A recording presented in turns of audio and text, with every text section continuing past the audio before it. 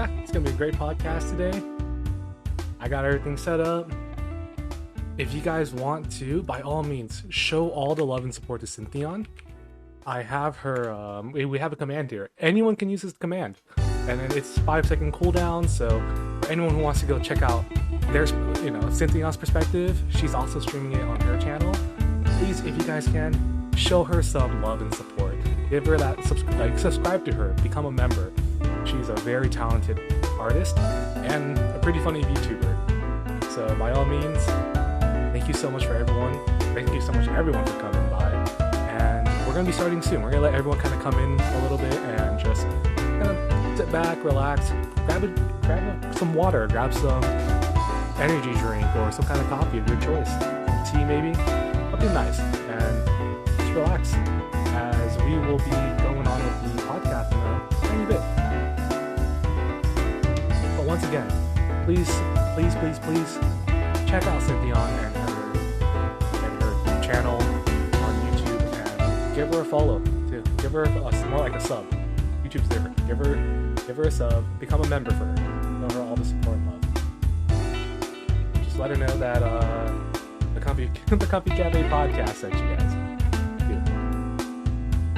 I just want to remind everyone here, for whoever is here right now, by all means,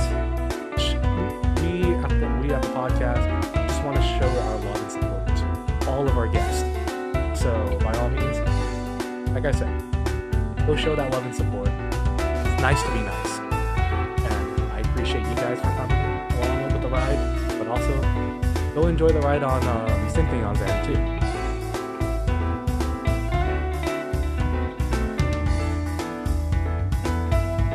But yeah, how's everyone going? So we will be starting in about 5 minutes. 5 minutes from now at the start of 10. Cynthia and I will be hopping into the call.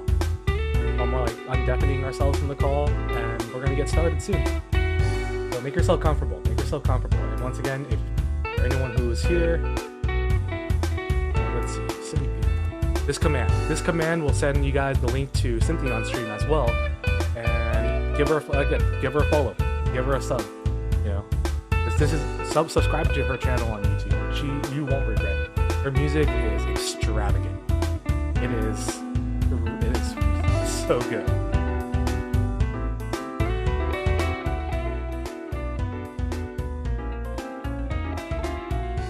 Yeah, she's also a VTuber, streamer. Heck yeah, man. That's the plan. That's the goal. But yeah, once again, in 4 minutes, Cynthia and I will be undeafening ourselves, and we're gonna get the podcast started then. So again, whoever's here, thank you so much for being here, and just grab some water, grab something to drink, anything of that sort. Just relax and let's get to know who Cynthia is, what she does, and her inspiration behind her music, as well as her VTubing. Let me know throughout the podcast too if the audio's okay, and if you guys have any questions of any sorts, feel free to type it down in this chat. Toby Yoshi, thank you so much for following. But yeah, of course, if you guys have any questions to either me, Synthion, or just anything in general, feel free to just type it down in chat and one of us will pick it up. This is a podcast for everyone, and we're glad to have you guys being here. Yeah, don't be afraid to ask questions, because right now it's like we're all just at a cafe having a nice chat. It's gonna be a fun time. And once again, for all the newcomers, this is the command for Synthion. Make sure you go over to her and sub. If you're not sub to her, give her a sub. Get food, water, atmosphere. That's all it is. Exactly. Join the channel. Have a good time. Get comfy with me and Synthion. Go to her YouTube channel too. Show her that love and support. Because here on the podcast, all the patrons here, all of you guys in chat, I know you guys are full of love and nothing but support. And we'll be starting in 2 minutes. So everyone get comfy. And we'll, of course, get to know more about Synthion. I'm excited. this is such a big opportunity too, to get to know someone as very talented like Synthion. Milk. sounds like Pepto-Bismol, honestly.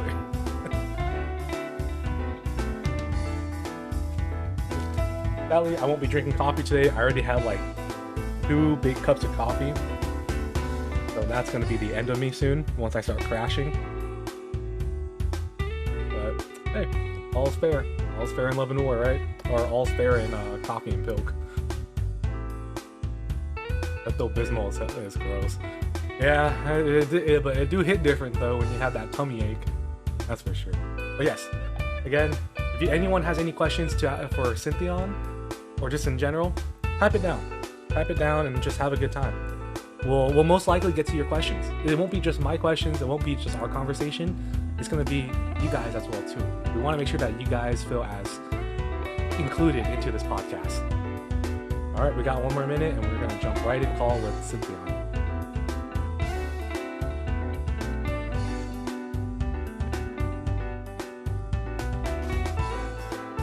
All right.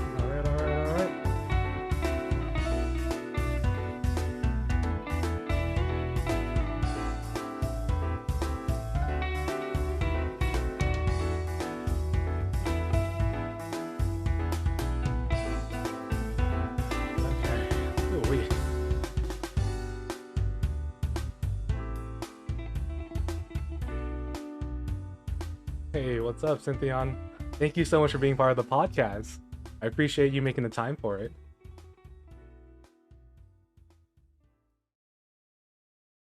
Oh, yeah.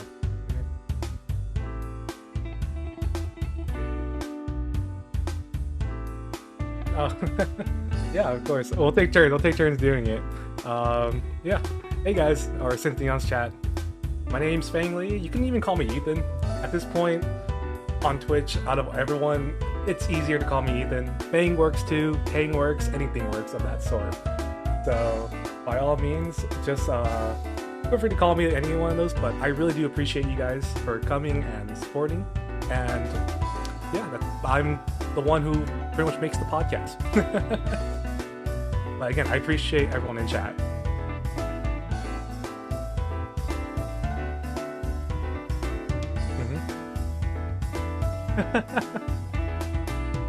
Nah, you're good.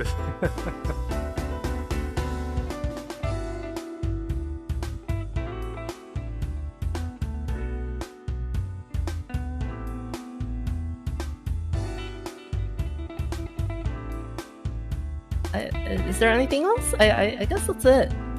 Oh, one thing, I just realized the audio wasn't picking up on your end.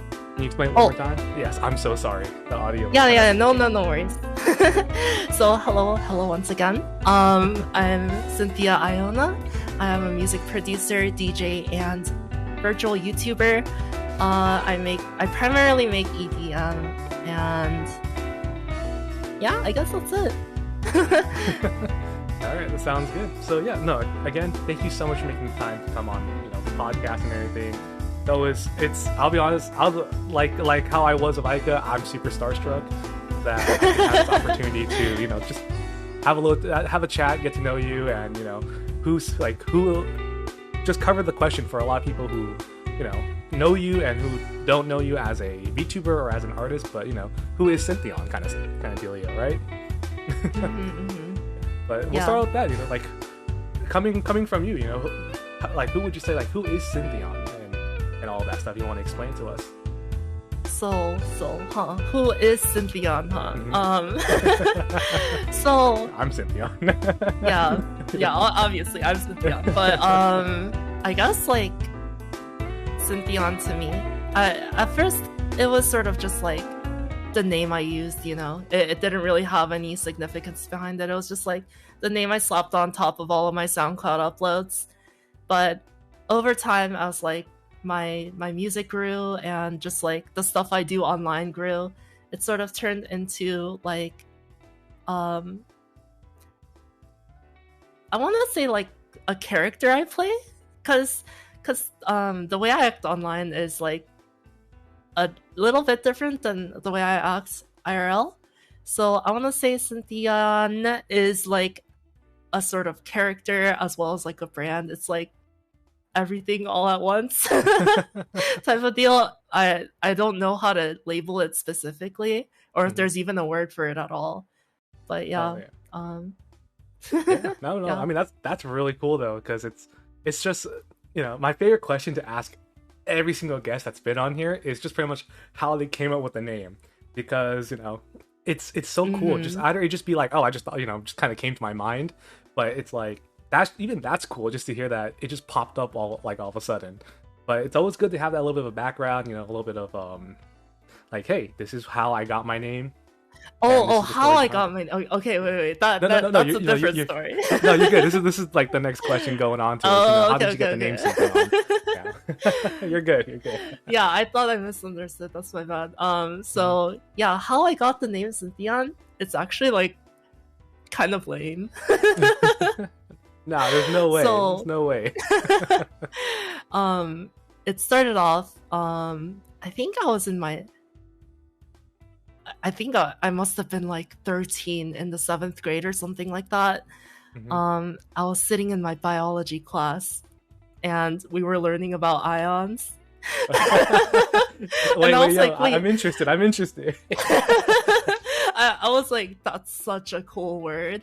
And I was like, what if I put it at the end of like synth, you know, like synthesizer? Yep. And then put ion at the end of it, because like when I introduce myself nowadays, so for I'm gonna break character a little bit. My IRL name is also Cynthia, just spelled with a C. Oh, that's pretty cool. So people think like when I introduce myself as Cynthia IRL, and then I say, oh, I go by Synthion online, they're like, dang, that's such a cool username. Like, you made that out of like your real name and stuff. And I'm like, actually, it's like the other way around.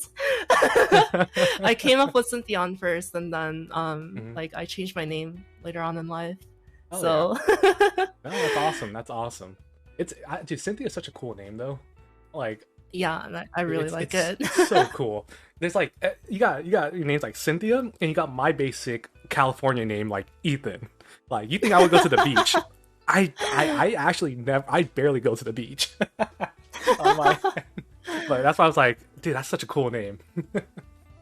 But hey, the best thing you can say is, you know, it really is like an ion, because you are a very positive person. If you catch my science joke. I got it. Yeah. But that's so awesome that you add just synth and an ion together, because it if you think about it, it matches so well though. It meshes really well. That's it. Yeah, and you know, continue on with that, you know, with synth being the type of music and everything that, or just like synthesizers and stuff. When it came to the music production, like, you know, how did you get into it? Like, you know, was there anyone that influenced you? Did you like kind of have any role models or of that sort? Yeah, actually, so the way I started off making music, so or I guess I should go like backtrack further and say like how I got into EDM in the first place was I had found like Monster Cat, this like EDM record label. Oh man, that was really popular back in the day. I had found that their channel, and I like listened to like a couple of their songs, and then actually someone at my school was like, hey, have you ever heard of Monster Cat before? And I was like, wait, actually I have. And they were like, yeah, they just like released a new album, you should go check it out. And then like that's how I got into EDM, is like I only listen to Monster Cat stuff, because that's pretty much like the only source where I could get EDM stuff. Like there wasn't like, I wasn't active on Twitter back then, or like SoundCloud or anything at all. I didn't even have a Spotify account, so yeah, it's weird, because it really was Monster Cat, that started it. Yeah. It was like Monster Cat, and then all of a sudden Avian Cloud came out, and then like, you know, like just all the smaller like EDM like channels started coming out afterwards. But yeah, man, you know, dude, it. I still remember the first Monster Cat song I listened to was it like, it's like Awesome to the Max. I was a middle schooler. Yeah. I heard it. That was my first EDM song. I heard that for the first time. I'm like, what is this music? But it just makes me want to like just do some like dance and just or do some kind of activity of some sort. Right. It was so cool though. Like big thanks to Monster Cat for introducing, EDM. Uh-huh. Yeah, and I guess that's pretty much how I started making EDM. It was like I just like listened to so much Monster Cat and I was like, I want to make music like these Monster Cat artists. And I looked up tutorials. One of my personal like shout outs is definitely to Varian because I used a lot of her tutorials because she was on Monster Cat back then, and then like she also had tutorials on her YouTube. So yeah, if I hadn't watched those, I don't think I would be making music today. So that's no, that's awesome though. I know, like I have so much respect for you and everyone who kind of focuses on music because that's not easy. A lot of people are like, yeah, let me just pick up an instrument and play. I'm like, nah, dude, you can't do that unless you're like a born prodigy, or like, let me just open up FL Studio and instantly learn music theory and apply that to whatever song I want to make. You guys just spent there's so much time that you guys put into it, and honestly, just the concept of like how you guys make your songs and the meaning behind each song, it just hits different. Thank you. Yeah. I will mention though, I did have some prior like music experience, which was sort of why I like wanted to make it, and like thought like, dang, I could make this type of music if I really wanted to.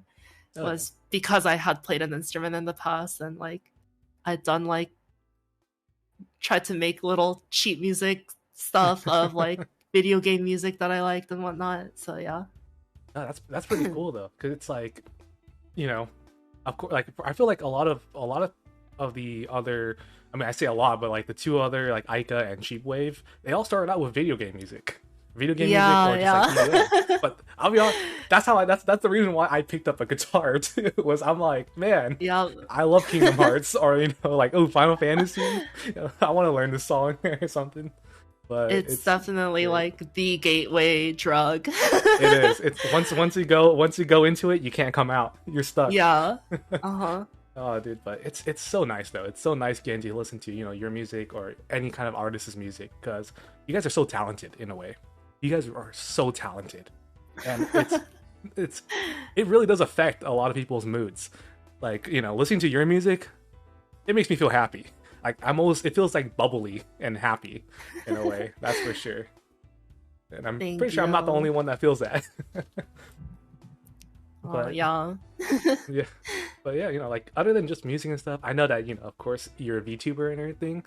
How did that come to be? Like, because I know you had your debut not too long ago. Was it like about a year ago, right? Or it was no. Actually, it was much sooner. It was January 15th of this year. Oh wow. Yeah, so I haven't been around for too long. Your model and everything is like it's really nice. It's really cool looking. Thank you. So wait, the question was like how did I like debut and stuff? How did you debut? How did you want to become a VTuber? What was the story behind that? So actually it's actually pretty funny. So before I used this model, actually I should mention like the debut that was on January 15th, that was with this model, like the live 2D model that I'm using now. Before I would stream using a 3D model. So the reason I started using that 3D model was because I had gotten into VR chat, and I wanted to like see like, because I had already had my OC like designed and whatnot, and I was like, dang, that would be so cool if someone could like put this in VR chat. And my friends were like, you actually can. What? And I found someone on Twitter that took commissions for Vroid models. And I was like, hey, can you make me in VR chat? And they're like, yes. And they had it to me within like an hour. It was crazy. So I used that model in VR chat, and I was like, wait, I could probably like stream on Twitch using this. So I downloaded some software and I started streaming on Twitch using that. And then that was around the time when like VTubers started getting really popular. Yeah. And then I realized, I was like, wait, I'm like basically a VTuber. Because I was using a model to stream. And yeah, so that's how it began. And then eventually down the line, I was like, I should probably get like a little upgrade on my model. So that's what I did. Yeah, it's like, dude, VTubing it's popped off fast. That's the crazy thing.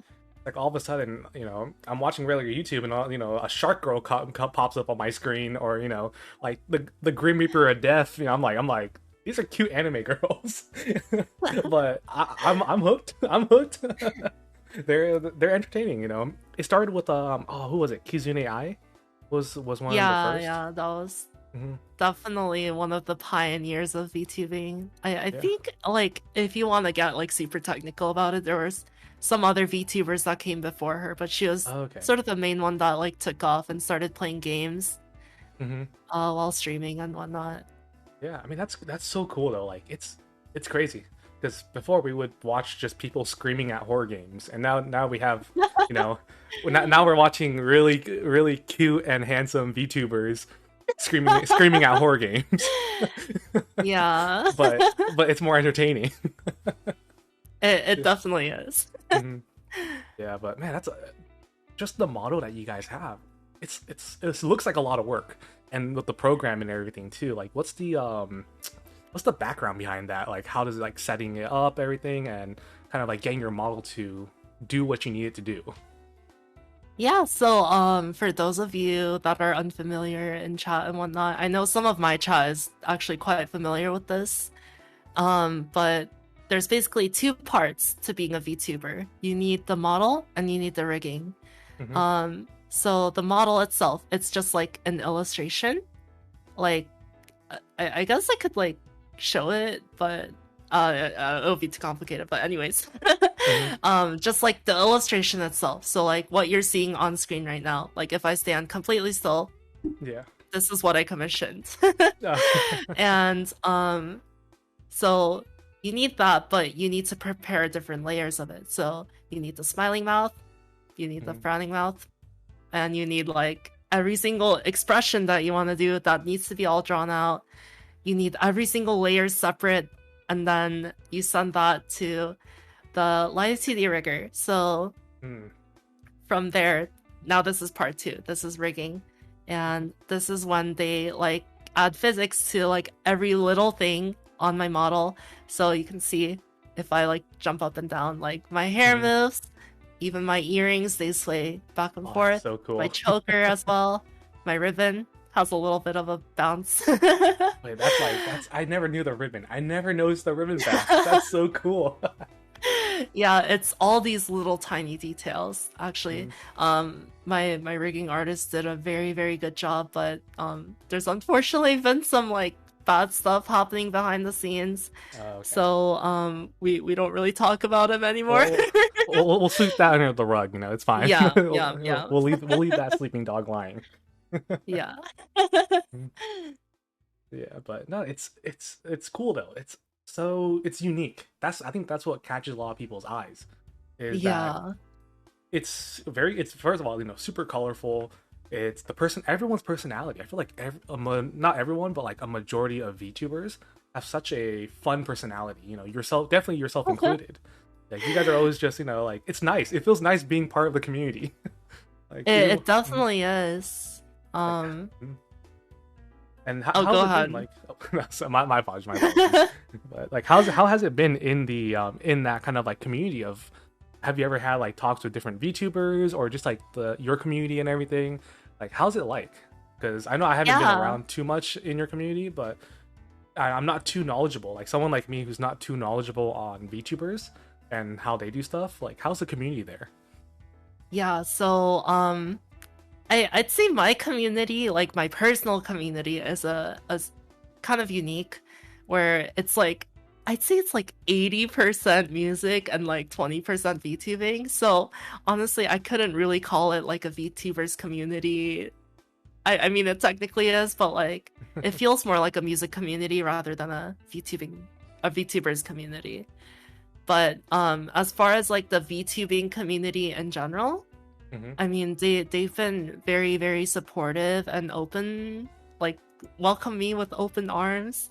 There's like a very, very good like community on Twitter. Like VTubers will, follow each other, and just like support each other as much as they can, like pop into each other's chats.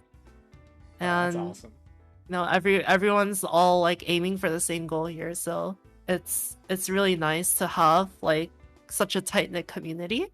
Even though there's like a lot of VTubers nowadays, it still feels pretty like tight-knit just because everyone's striving for the same goal and whatnot.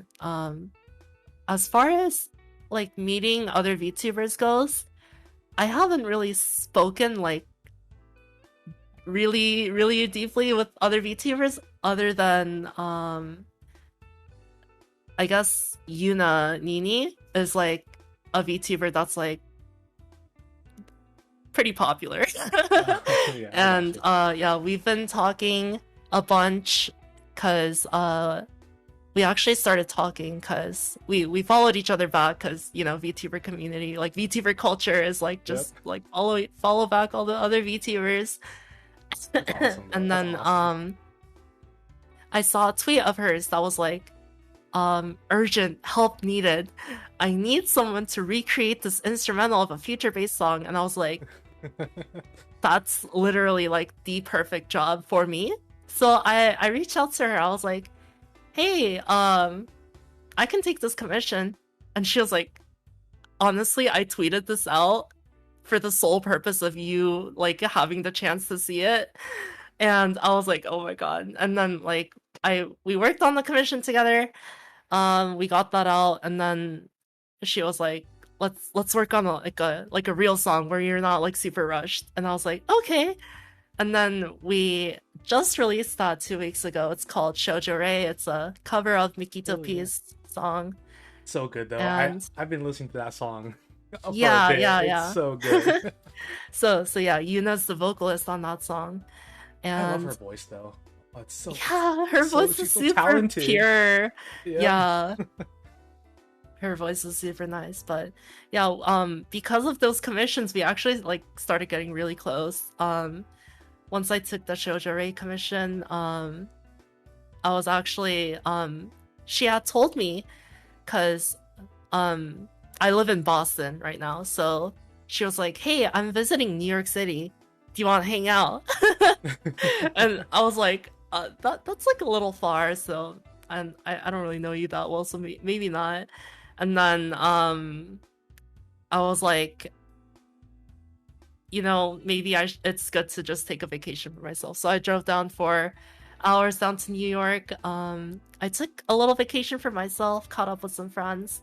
And then I eventually hung out with Yuna as well. So that was really cool. I got to meet Yuna and her friend Mio, who's also a very big VTuber, Miori Solasta. Oh, okay. I think I've heard her name around. Yeah, she's super popular as well. It was very nerve-wracking to be around such big names.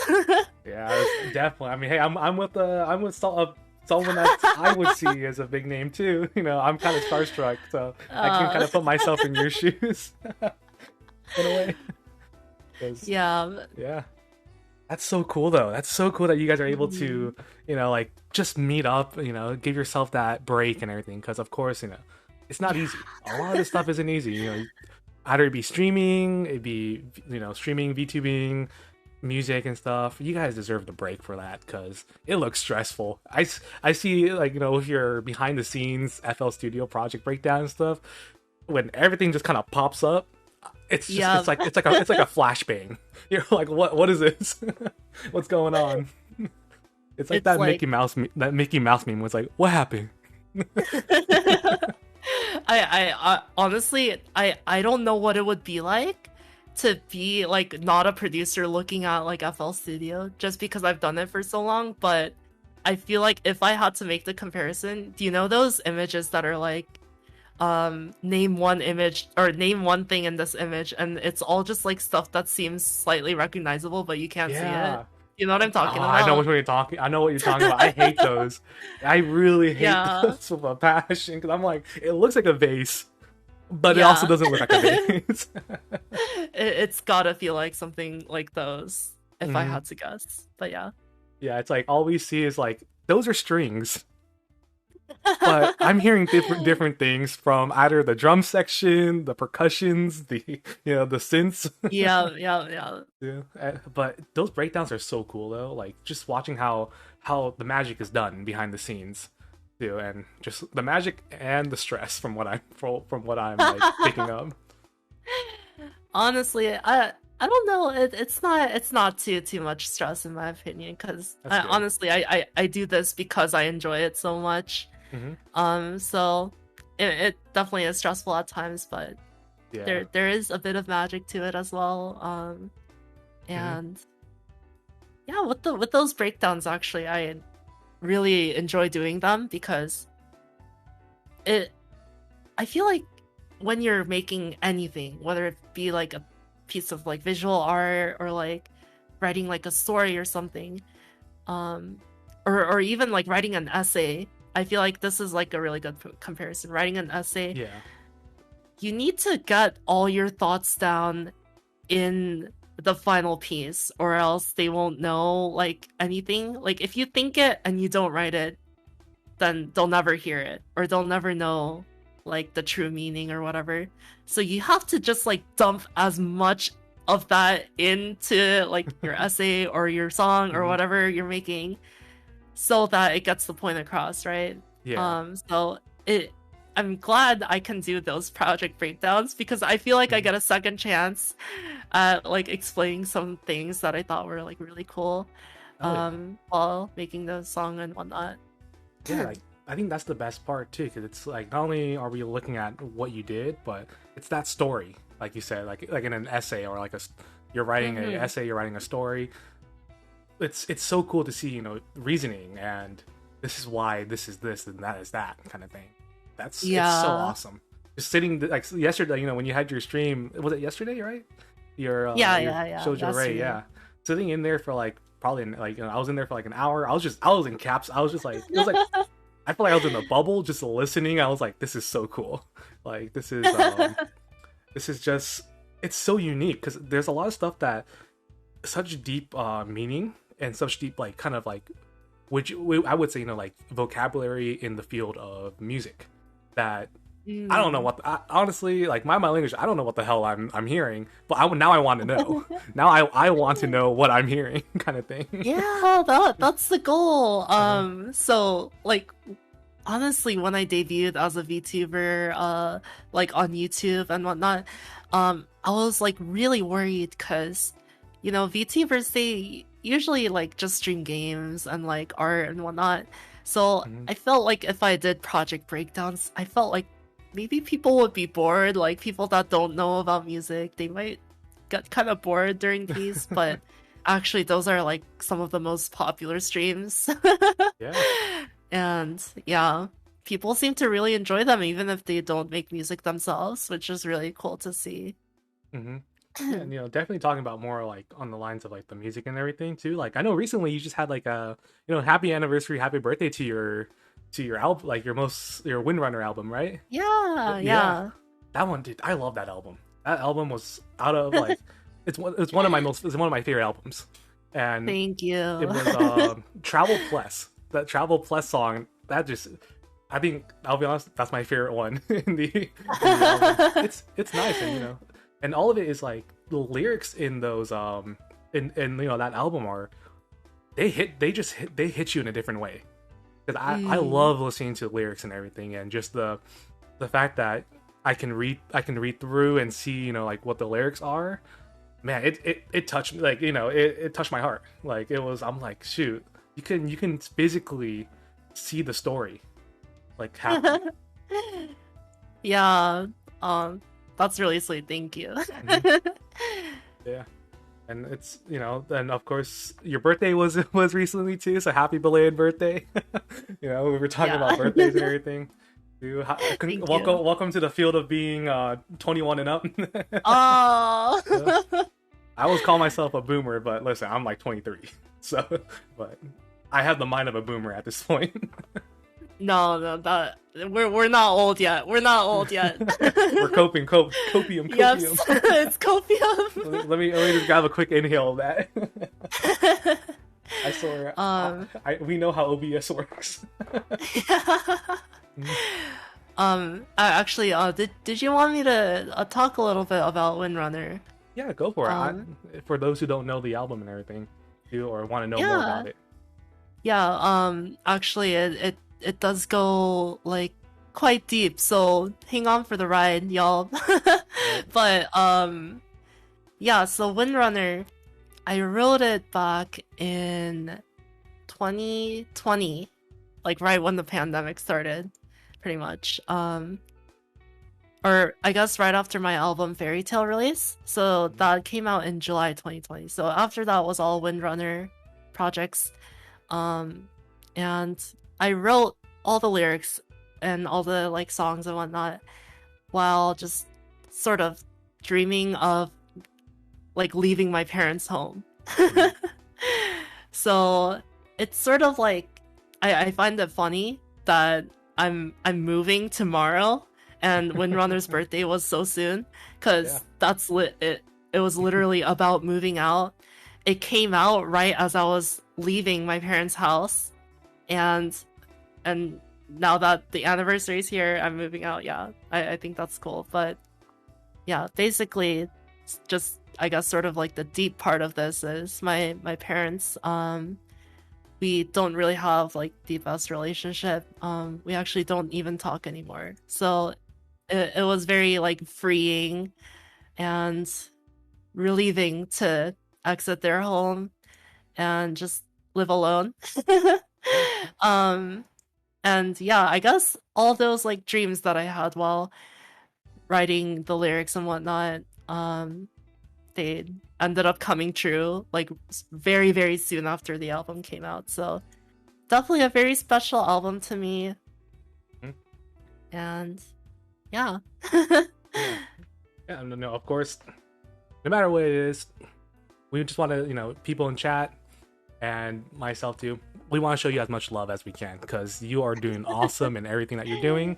You are such a talented and wonderful person, and a lot. I can say it myself. I probably a lot of people as well in chat, but the music you make, the content that you create, it can be such fun and life-changing things. Even if it's just music, even if it's just you have your breakdowns, you play video games and interact. It means so much to a lot of us viewers. So we love you a lot on that point, and nothing but support and the best coming your way.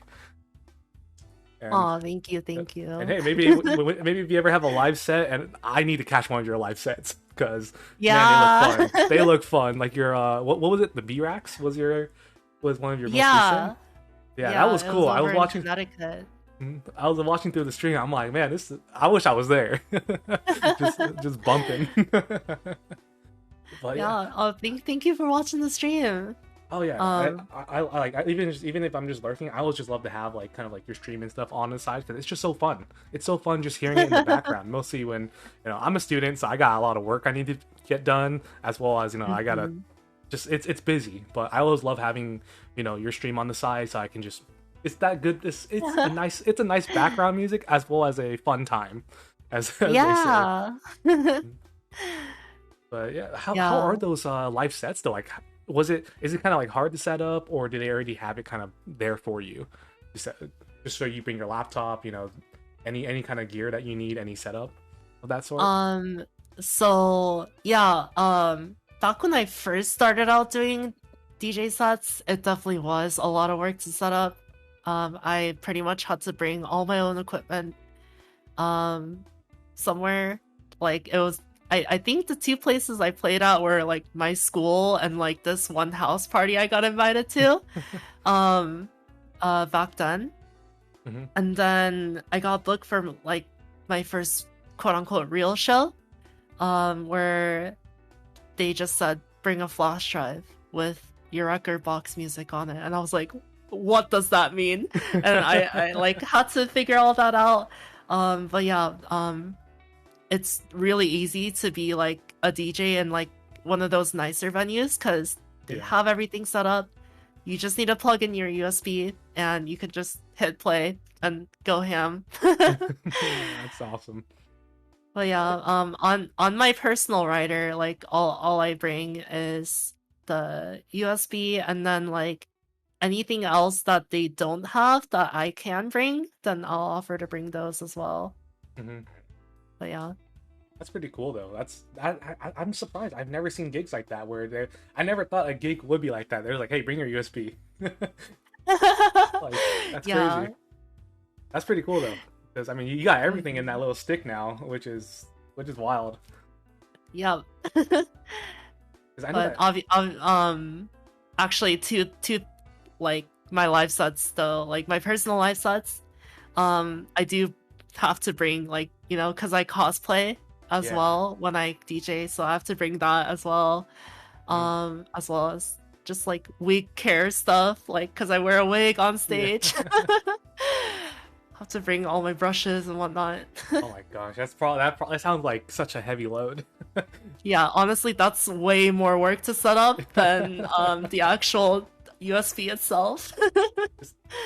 Because you have the ribbon and everything too, right? Like, you gotta put the wig on, make sure you brush it, and then put the ribbon on, make sure it's snug, and you have your. You have the sailor outfit, you have your jacket that you gotta put on too, make sure all the lights are working. Yeah. Man, that's a lot of work, that's for sure. Cosplaying's no joke. Yeah, cosplay. It's also like expensive. It's such an expensive hobby. It is. It's fun. It's fun though. Like seeing someone in cosplay. Fun. It's just like, man, either they bought that from the shop, but that shop did a great job, or they made it themselves and they're wild for making it themselves too. But no matter where it's from, cosplay's cosplay, and in the end, the person wearing it, they're pretty cool for wearing it. Yeah. Yep, I'm just like mostly like at the anime conventions, comic conventions. Oh, it's so cool looking at people in cosplay. Yeah. Oh, actually, kind of related. Because we were talking about my shows and stuff. Actually, the first like real show that I got booked for. It was actually for Anime Expo 2019. Oh my god, dude! I was there. I should have gone. Wait, you were there? I was there. It was no way. Yeah, I live close to LA, so it's like every time Anime comes around, I gotta go. Yeah, but they booked me for their AX dance that they hold during the convention. And first of all, I was like, I've never been to an anime convention before, so it was crazy getting there at the venue, and seeing everyone dressed as anime characters that I know. I was like, there's no way this is like real life. Oh yeah. It was like a parallel dimension. It was crazy. It's like at that point you're like playing, but you're counting out. Oh, he's from this anime. He's from that anime. Oh look, she's my favorite character. Yeah. It's so cool looking at it. Dude, like, have you ever seen like those full Gundam suits on the first floor? Oh my god, those are crazy. Those are wild. And I just see a guy hop out of it. I'm like, what? I'm like, I thought they were controlling of a controller, but no, a human body just pops out, and I'm just like, there's no way you can just hop in there and move. Man.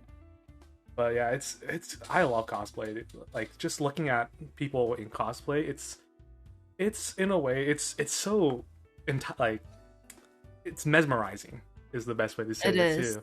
Because you're like, I'm like, man, how long did it take you to put that on? Mostly the Monster Hunter outfits too are like, how long did it take you? How hot is it in there? And how long did it take you to put it on, put the makeup on for it, design the wigs and everything. Yeah, no, it's funny that you mentioned it. It was like super, because there was a heat stroke in LA, or not heat stroke, heat wave in LA that year, 2019. I think it was triple digits during the convention. Yeah, I was like, I cannot imagine being in cosplay in that weather, like, because I have short sleeves, Mhm. and I wear like a skirt, so it's like fine. It's like suited for summer. But when I see those cosplays that are like full jackets and like whatnot, I was like, Yeah. oh my god, I would hate to be them right now. Yeah, that was me. Yeah. I was rocking the Persona 5 outfit and the Oh, coat and everything. And it no was hot. way. It was I had the turtleneck on and everything. I'm just like, I hate it here. Oh my Just god. get me out of LineCon, dude. Let me go inside for some sweet AC.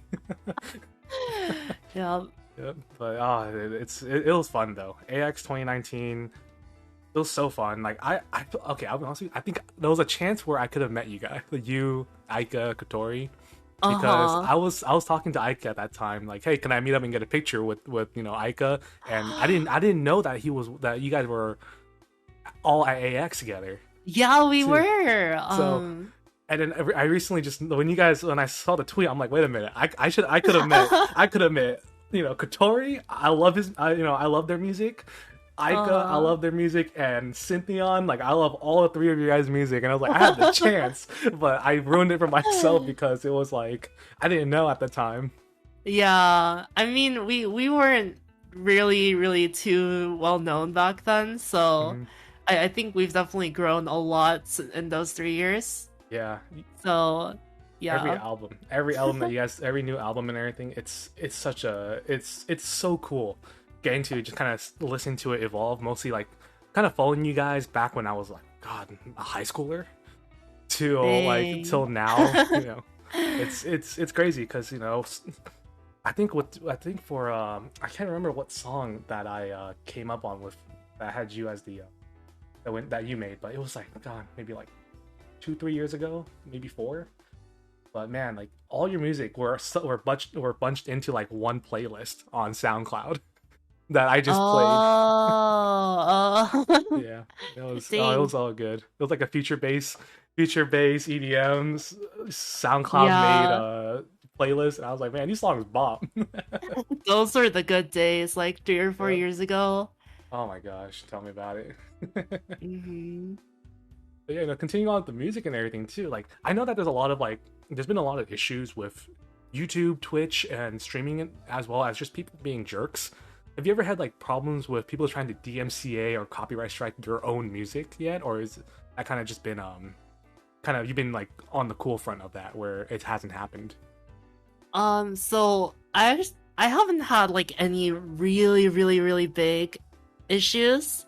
I guess sort of the biggest one, not necessarily with like streaming, but or I guess streaming in a way. It was on Spotify. Someone took or someone actually released the song under my name.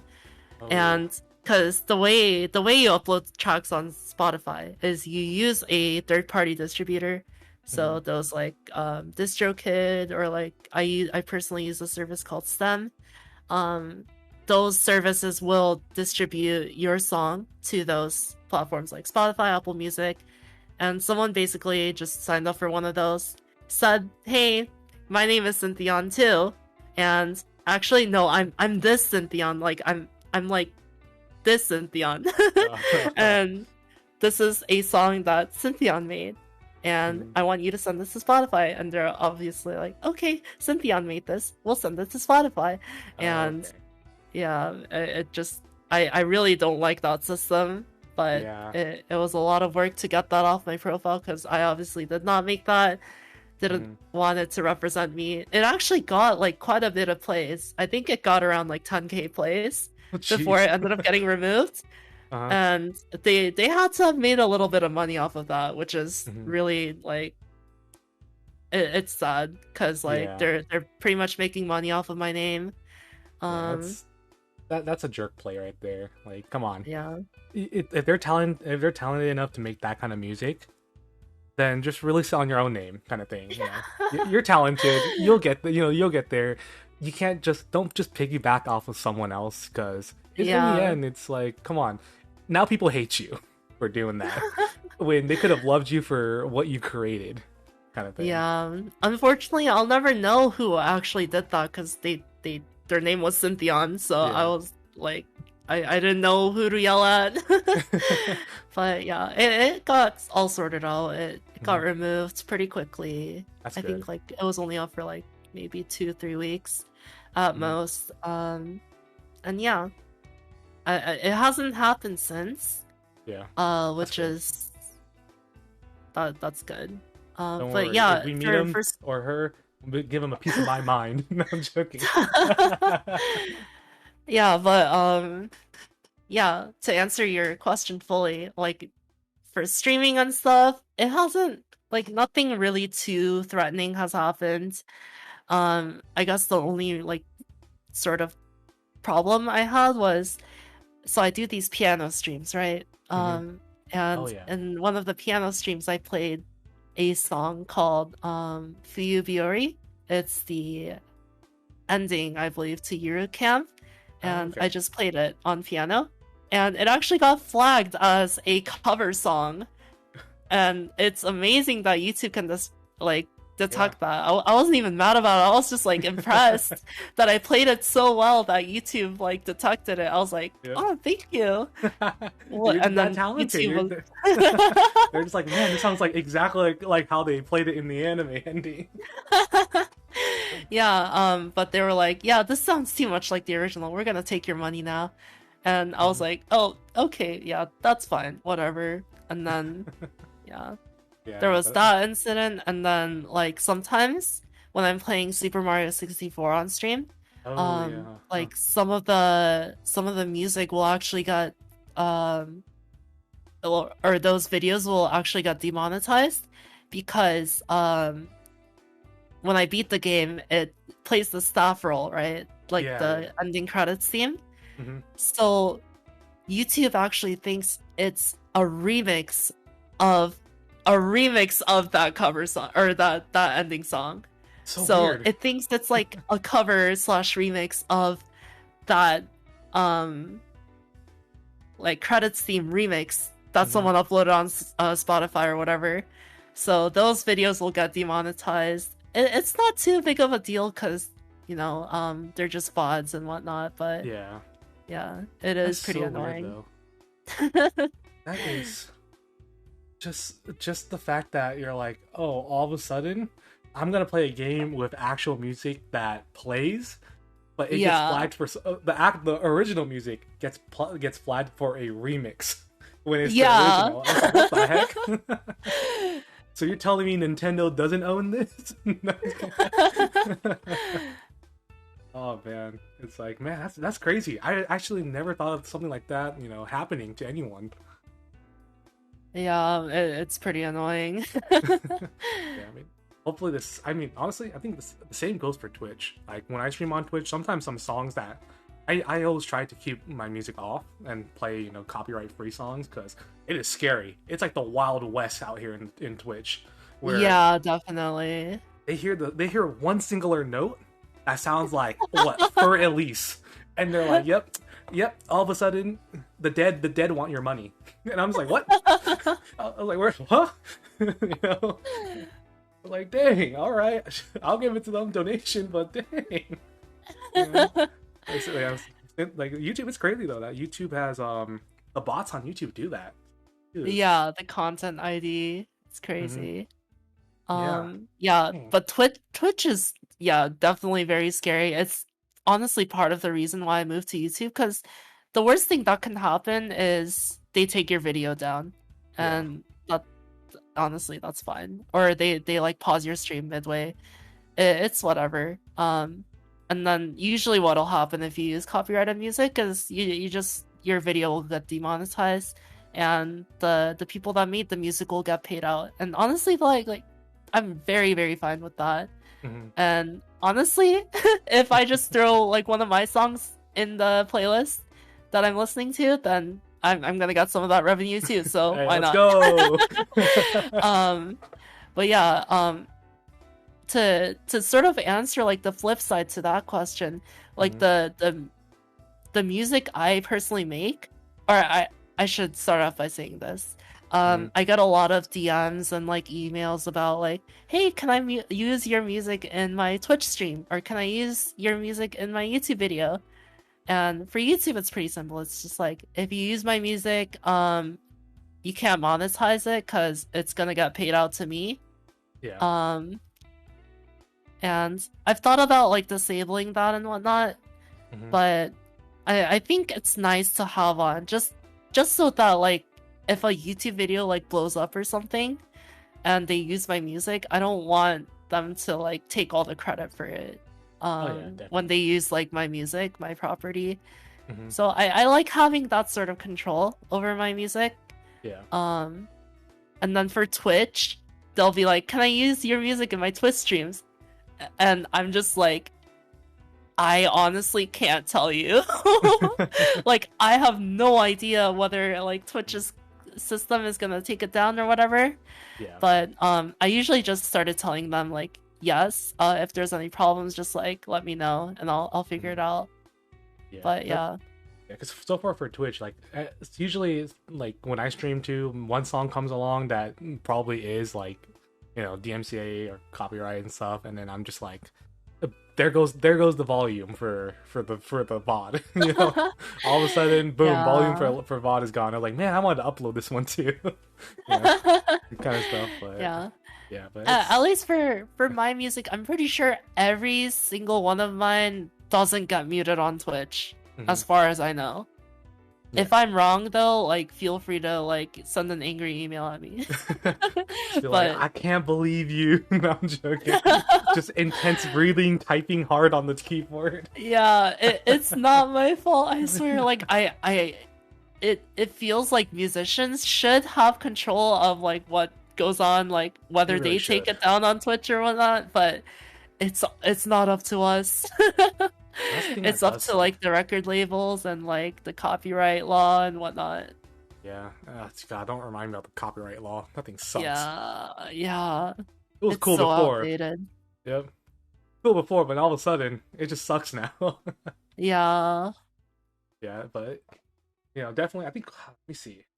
We hit the we just hit the hour mark too. So if you need to get anything to drink, any water, you know, if chat, I'll be honest, I forgot to tell chat this too when we started. But if anyone has any questions to Synthion, or you guys want to know more about something from Synthion, type down in the chat. We would love to kind of go in depth with that, or you know, have a talk about it, because you guys are included as well too.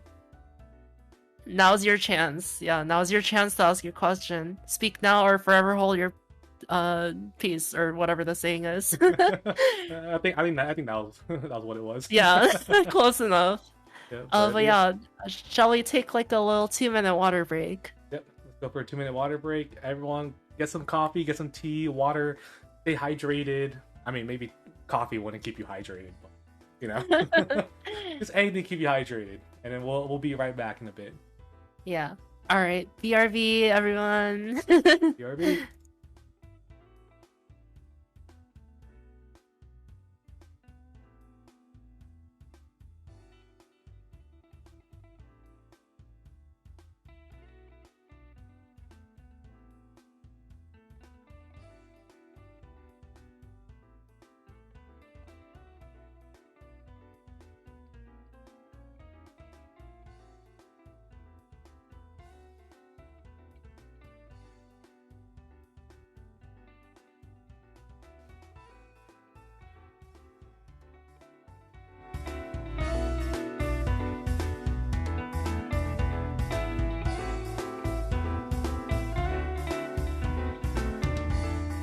Hey guys, just want to thank everyone for stopping by right now and just being part of the stream.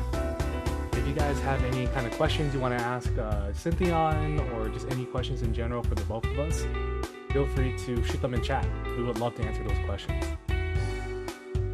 And again, thank you everyone so much for sticking around. I really do appreciate everyone in chat, either they're from Synthion stream or you guys are part of the podcast chat. I really do appreciate it, and you guys are the real ones out there. And if it wasn't for you guys, none of this stuff would happen. That's for sure. But yeah, just let us know. Just let us know if you guys have anything, any questions.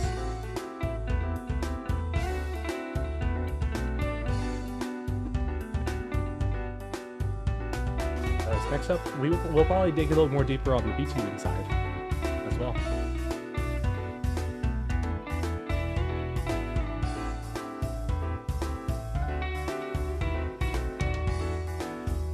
Okay, we're back.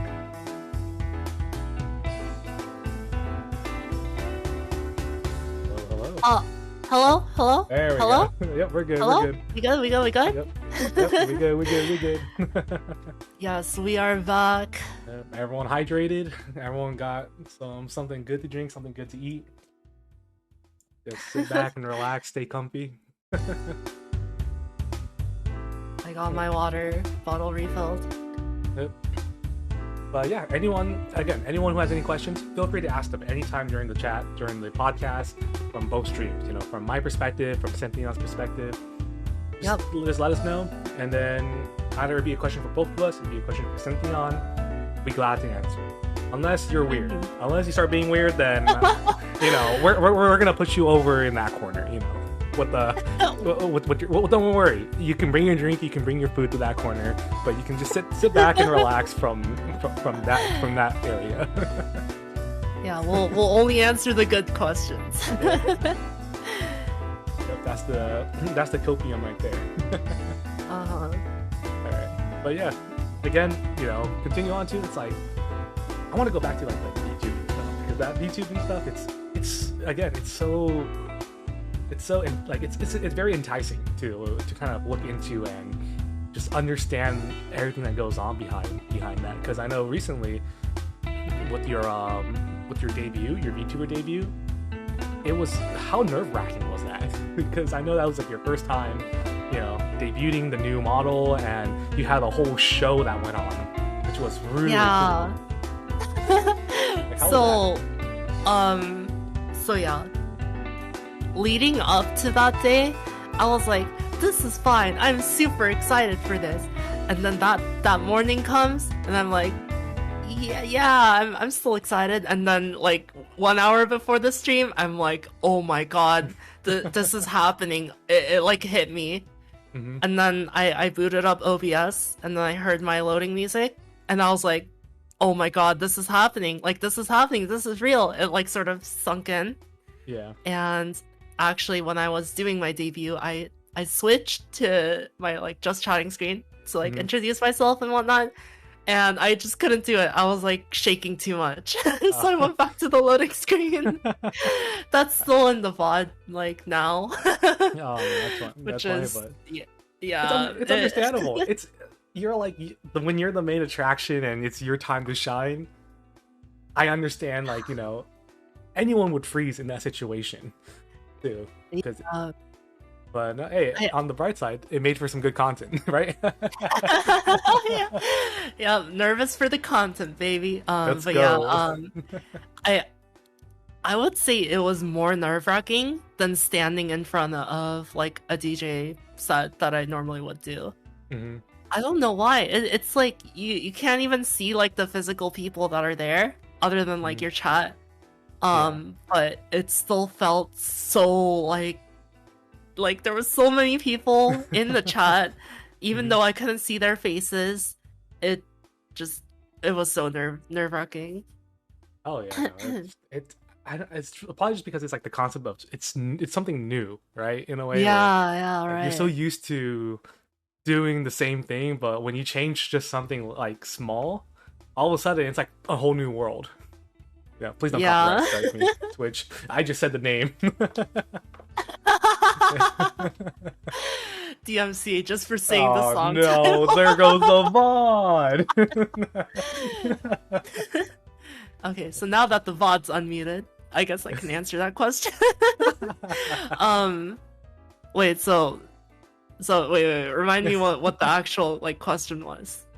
Just pretty much like when you kind of debuted for the first time, right. Just the lead up to that, you said like it was like so nerve-wracking, and you had that pause and everything. But once you got into the gear of things, you started shifting gears, getting into the pace. How was that feeling, like transitioning into the like from nervousness to I'm gonna do my thing kind of stuff? Honestly, it took like 2 minutes. It was like hi everyone, I'm so nervous. And then like 2 minutes later, I was like, oh yeah, so what should we call ourselves? Like Starlings, and just like casual chatting. It did not take long to get used to. Oh yeah. I mean, because it was my first stream back in like a long time, it definitely felt like I was inexperienced or whatever, because I had taken such a long break. But other than that, like the nerves calmed down pretty quickly once I got into the swing of things. Oh, that's good. That's good though. That's really good. Yeah, that's good to hear. Because oh man, it's having a debut like that. I'll say it again, but man, if I was in your shoes, I don't even know if I wanted to continue on. I'd probably just be like, I'm gonna wait for a few minutes. That kind of stuff. But no, like kudos to you. Big props, because that was a fantastic stream. And that was that debut and everything. It was so fun. Like I had it on the drive. I was in San Diego at that time with just family. We were driving home. I'm like, I'm gonna connect my phone to the Bluetooth. I'm gonna force every one of you guys to listen to these sets until we get home. I'll be on my computer. Dude. Did my family hate me afterwards? Kinda. But did I enjoy myself in the car? Hell yeah, I did. That's good. I love that for you. Yeah. But yeah, actually, now that you mentioned the sets, I should mention a part about setting up for the debut. Mm-hmm. I had to reach out to everyone that performed, obviously. So I reached out to a bunch of different people, and a couple people didn't accept. And those are sort of the people I was most nervous to like reach out to, actually. And okay. I remember like I was about to send a Twitter DM, and I was like, okay, wait, actually cut and paste everything, like spell check it, make sure everything looks good. It felt like I was writing like a business email to like like a university or something like super important like that. Yeah. But no, it was just like DMing one of my mutuals. But yeah, it was super nerve-wracking asking them to play.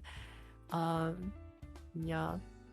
Oh yeah, no, I'm with you. I understand that feeling. It was like when I was messaging you on Twitter. I was like, I need to make this professional. Like here's my cover letter. Here's my letter of recommendation. here's my resume.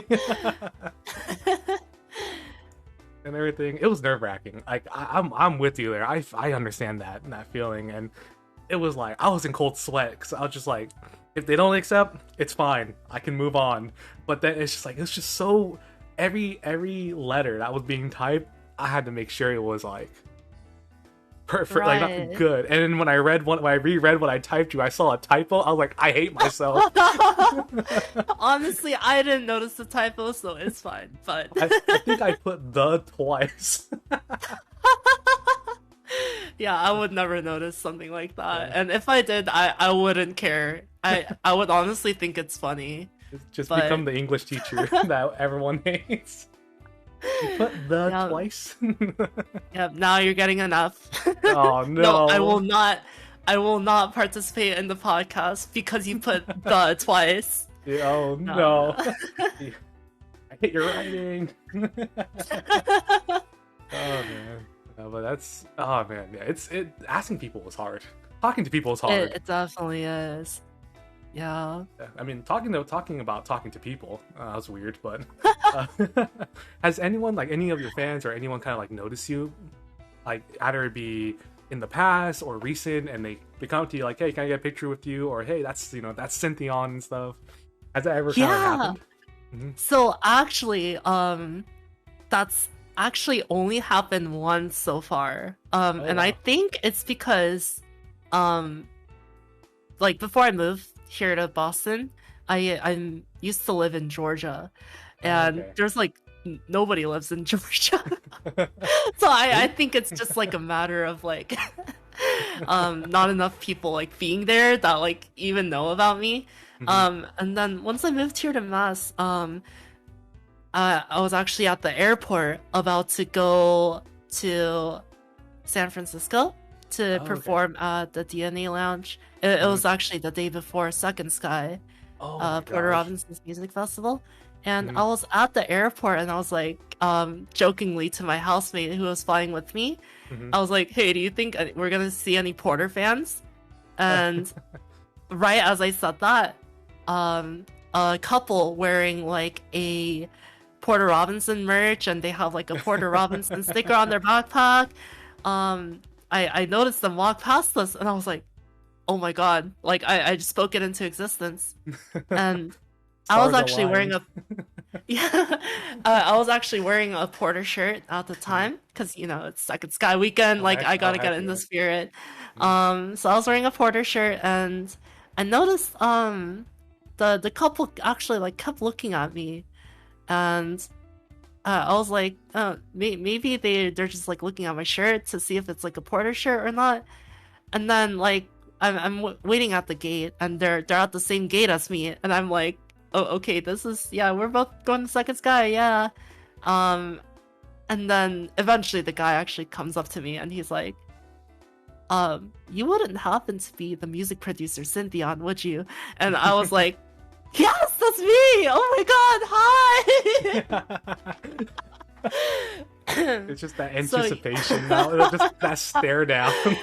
Yeah, no, I totally thought when he approached me, he would be like, hey, are you going to Second Sky? Like that's what I thought would happen, but he started off with, hey, are you Synthion? And I'm like, yeah, that's me. How did you know? But yeah, it was really cool. I had a CD in my backpack, so I actually signed that CD and gave it to him. It was really cool. Oh wow. And Wow, he's actually lucky like person. he's a pretty big member in my community now, so that's really dope. cool. Hey, shout out to what's his username? Yeah, Shout him out. yeah, shout out Del Pickle, shout out. Let's go. Del Pickle, our boy. Yes, let's go. Oh, that's awesome though. Oh, that's how does that feel? Like, how did that feel like when all of a sudden it's like, what were you feeling during that time? You know, when everything's kind of came together. I won't lie, I can't lie. It definitely made me feel like it made me feel good. It made me feel somewhat famous. Oh, I was like, yeah. oh my god, someone recognized me, because that was actually like the first time it ever happened. Mm-hmm. We actually know there actually was one other time it happened, but Yeah. that was the first time it happened. The second time it happened, I actually sort of expected it because have you heard of the gaming convention PAX? Oh my god, yeah, PAX. Yeah, so I was actually working at PAX. No way. Yeah, because my housemate works on a food truck, and that food truck was at PAX, and they needed more help. So they were like, do you want to work on the food truck with us? And I was like, yeah, that sounds so fun. So I was working on a food truck for PAX, and I was like posting on Twitter about it and whatnot. And I think like PAX Day 2, someone comes up to me and they're like, yeah, can I get a grilled cheese? And you wouldn't happen to be the music producer Synthion, would you? And I was like, yeah, that's me. Hi. They all started with a grilled cheese. Yeah. It was really funny. Oh, that's great. Oh yeah, I think I remember. I saw your tweets about that too. The food truck. How was it working there? Because I know you tweeted out, "I can't feel my arms. I can't feel my legs." Oh my god! Like day one, it was actually pretty fun because like day one was on a Thursday, so there wasn't a lot of people at PAX. It was pretty chill, and it was actually like pretty cloudy that day, so it was like really like nice weather. Yeah. And then the day after, Friday, it was clear skies, but it was like 40 degrees. So it was like the sun was beating down on me and it was still super cold. So I ended up getting sunburned all over my arms. Oh no. And that sucks. Yeah, and there were so many people at PAX. Friday night, obviously everyone's bringing their like family and like everyone to PAX. Yeah. And obviously everyone wants to get a grilled cheese for some reason when they're at PAX, so they all come to our truck. Yeah. And yeah, I was just flinging out sandwiches. It was definitely so stressful, but it was like one of the best experiences I've had in my life. That's great. Yeah, it was a lot of fun. They're like, oh my god, Synthion's giving us grilled cheese. Let's go. Yeah, I actually wonder if anyone like wanted, like, I mean, if anyone else recognized me but like didn't say anything. Yeah, because it was actually just that one person. Okay, yeah, but that's still pretty cool though, and you know, lactose intolerant or not, man, that was probably a night of your that was quite the cheesy night of your life, huh? It sure was. Oh, that's awesome though. I know, it's like, hey, you know what we're all having tonight? Some grilled cheese. Yeah, it was cool though. You got to put on like a sticker on the van and everything. Now you're part of that van. Yeah. Dude, it looked crazy though, because I know like you posted a bunch of pictures and everything on that, you know, about it, and I was like, man, that's crazy. PAX mostly too. Were you able to like go around PAX and just, you know, enjoy your time there? No, not at all actually, because we were so busy. We got there, we set up at 7:30 in the morning, and then from then on until PAX closed, which was 5 p.m., we were just working straight. Like, we didn't get a break because obviously people like, well, not obviously, but I learned that people just want a grilled cheese no matter what time of day it is. We were still setting up at like 8 a.m. and people would come up and be like, hey, are you open? And we'd be like, no, it's freaking 8 a.m. Go to like Denny's or something. Go get your grilled cheese somewhere else. We're still setting up. But yeah. What? Okay, mind me asking, what else was there on that van? Because I'm starting to sound like it was only grilled cheese. It's only grilled cheese. Oh it's actually a grilled cheese specialty. We had grilled cheese, we had tater tots, and that was it. Oh, that's bomb though. You can't say no to tater tots. Tater tots are bomb. Yeah, that their food is actually like very, very good. What was the name of the food truck? Yeah, it's called Roxy's Grilled Cheese. Like, shout out Roxy's. Hey, let's go. Yeah, if you're ever in Boston, go check out Roxy's. They have really good grilled cheese. Oh, that's awesome. Yep, now I gotta put that down on my bucket list and visit Roxy's. Oh man, that's such a fun experience though. Like, it's definitely one that you have to do at least once in your life, is help out at a food truck just to see how it's like. Yeah, I never thought I'd do something like that in my lifetime, but like since moving here in Boston, I've tried a lot of new things. It's been really cool. Oh yeah, to do those types of stuff. Must be nice too. Like, of course, getting out there, doing stuff that you're not accustomed to in a way, where it's just like I'm never gonna do this a day of my life, and here I am doing it. Kind of stuff. Oh, good question. Hey, Synthion. One of your chatters is saying that when are we gonna get a Synthion markable plushie? Honestly, I've looked into it. They're really hard to manufacture, so I don't know. Maybe if I do like a little like pre-order form thing, maybe we can do like a limited batch. But I don't know. Maybe not anytime soon. What would you call that plushie in a way? I don't know. I feel like if I were to be a plushie, I don't know. I feel like I wouldn't be as good of a plushie as like if I had like a mascot or something. I feel like those plushies would be like far easier because I'm like a human. It would be kind of weird, huh? But then yeah, I know a few people who has body pillows of themselves. But not because they want it, but just more because their community has forced it upon them. That's the best way. No, I feel like actually body pillows would be much more manageable to manufacture, because like plushies you have to like fine tune it and like find a separate manufacturer, whereas like for a pillowcase you can just like print those. A lot of different shops have them. Oh yeah. It really is, huh? Because you gotta. It's just the concept of, because a body pillow, right? You just put a picture on there and inflate it. Yeah, that's it, inflate it. Just make it as you pixelated as you can with the pillow. Yeah, well, I as an owner of two body pillows, Let's go. I can tell you that you just stuff like a blank pillow, Hmm. it's just like a regular pillow. You buy the pillowcase, and then you buy the pillow, and then you put the pillow in the pillowcase. That's how it works. Hey, you know what? Not too bad. Not too bad. Also, another great question from Mad Maxine. A Synthion figurine? Those are even harder, man. Like I can't. Oh, man. I can't put a date on those, but maybe if I become super rich and famous down the line, that could be something to look into. Yep. Definitely gotta support our best girl, best VTuber Synthion. once the plushie and figurine come out. Yeah, So honestly, let me get a shirt out first, or like some stickers. Okay, let me get the easy stuff out first.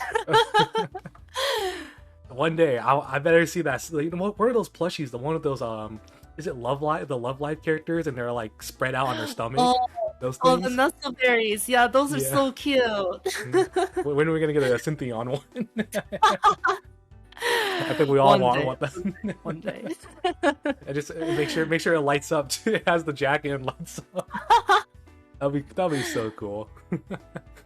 Yeah, but no, stickers. Synthion stickers would be awesome though. Definitely would love to grab some if you ever do have some. Yeah, no, I actually did print out a roll of stickers. And I've been handing them out at like shows and stuff. Oh, I actually nice. forgot to bring it to my previous show, but yeah, at shows and stuff, to anyone that like I sent a CD to personally, I sent them some stickers along the way. Nice.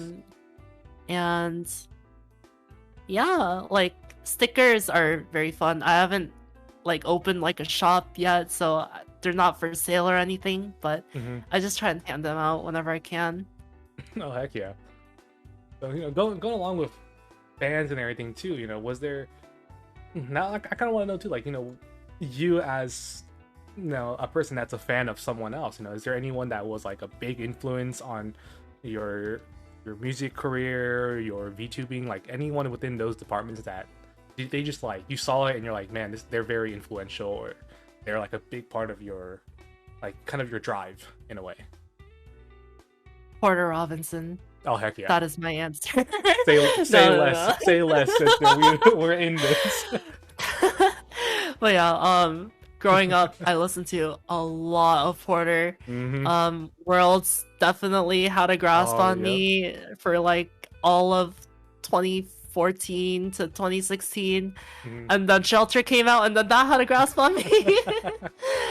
But yeah, so Porter's definitely like the single musician that I look up to the most.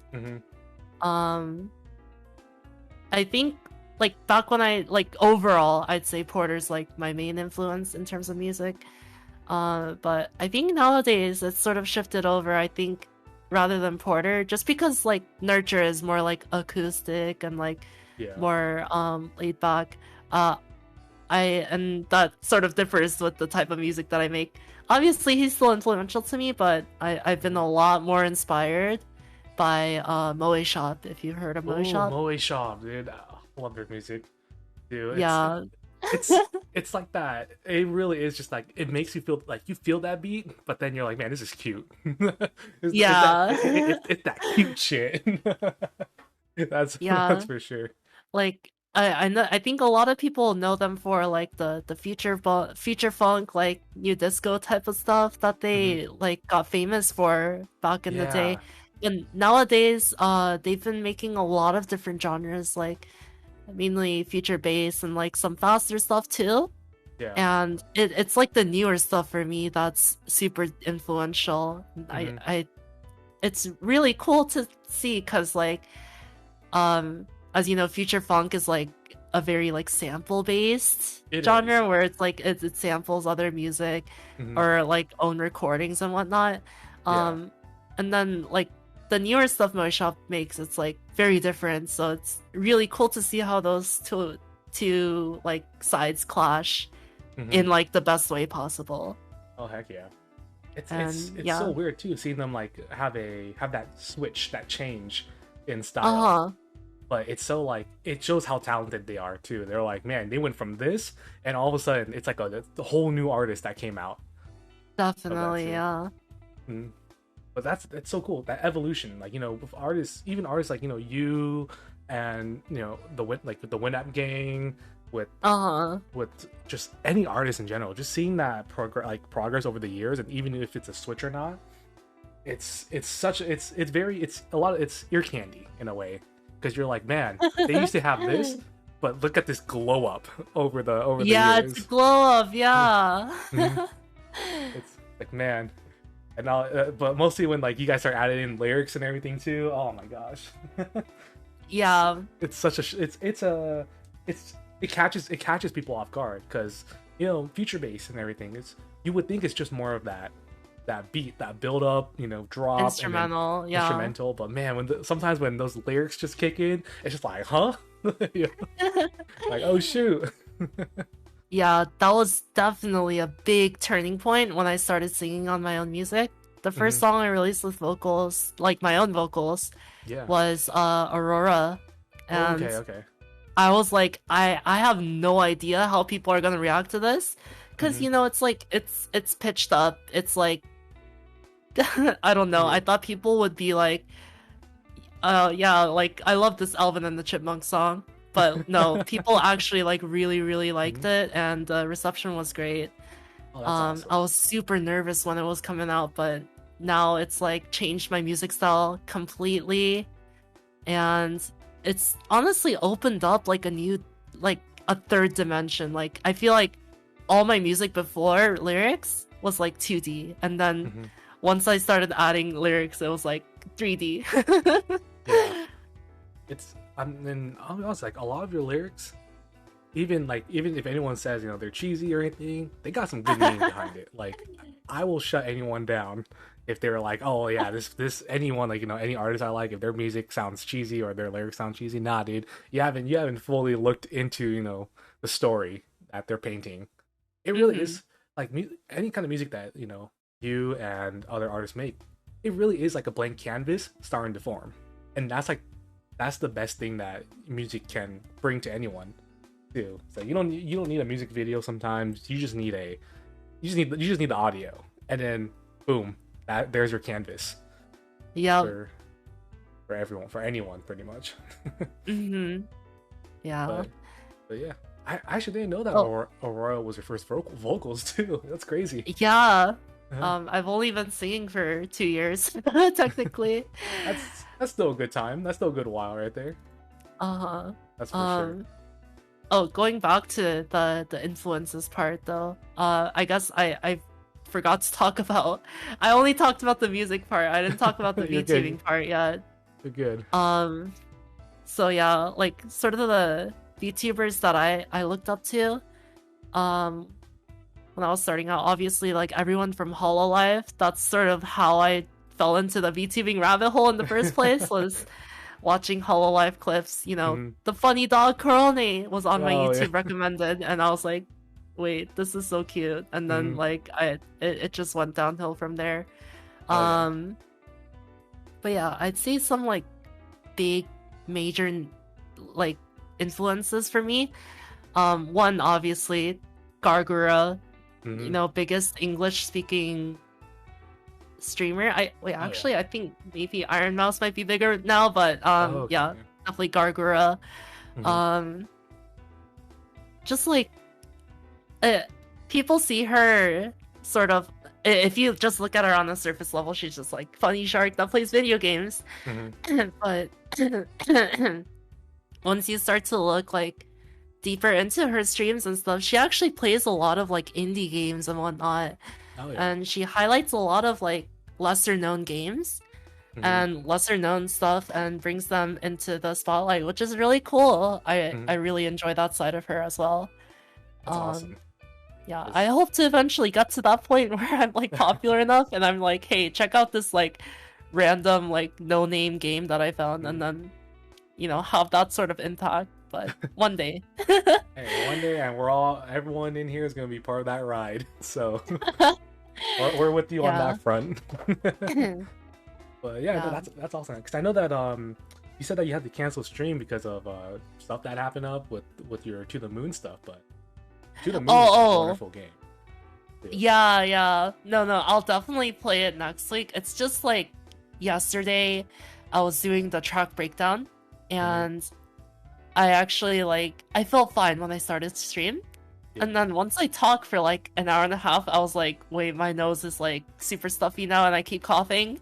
I was like, why is this happening to me? Like, I thought I wasn't sick anymore, but yeah, I'm still sick if I like talk for long periods of time.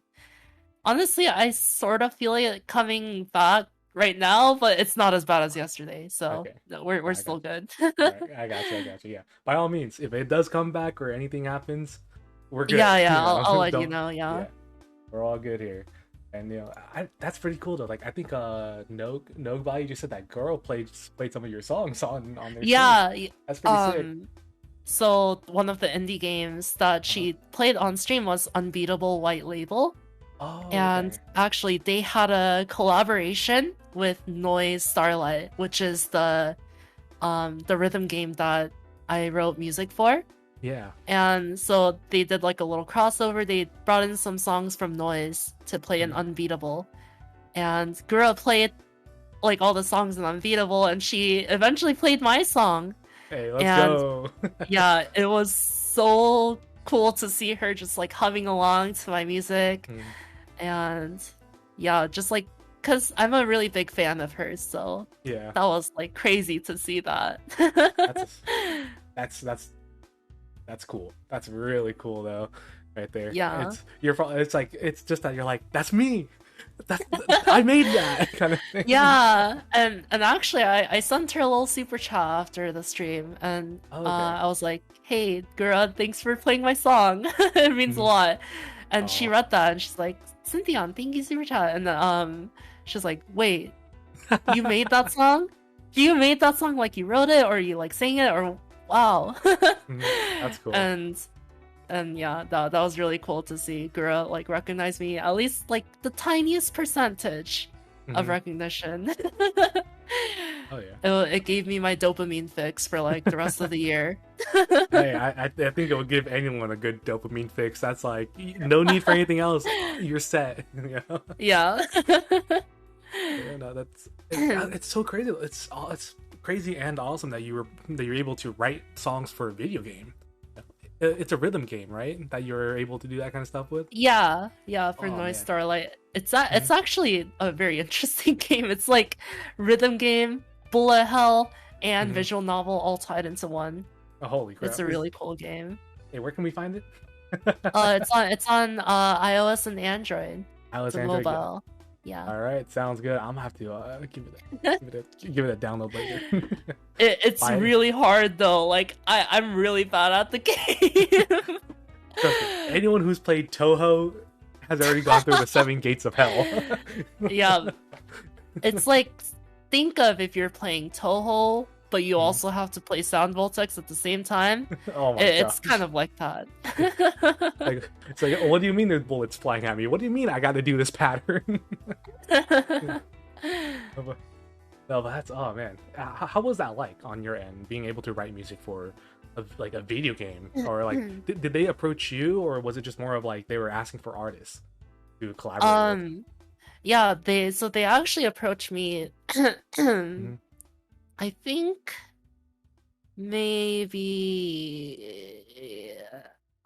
after Fairytale release, so like late 2020, they asked me to just like write a song for them, and they'll pay me, and I was like, okay.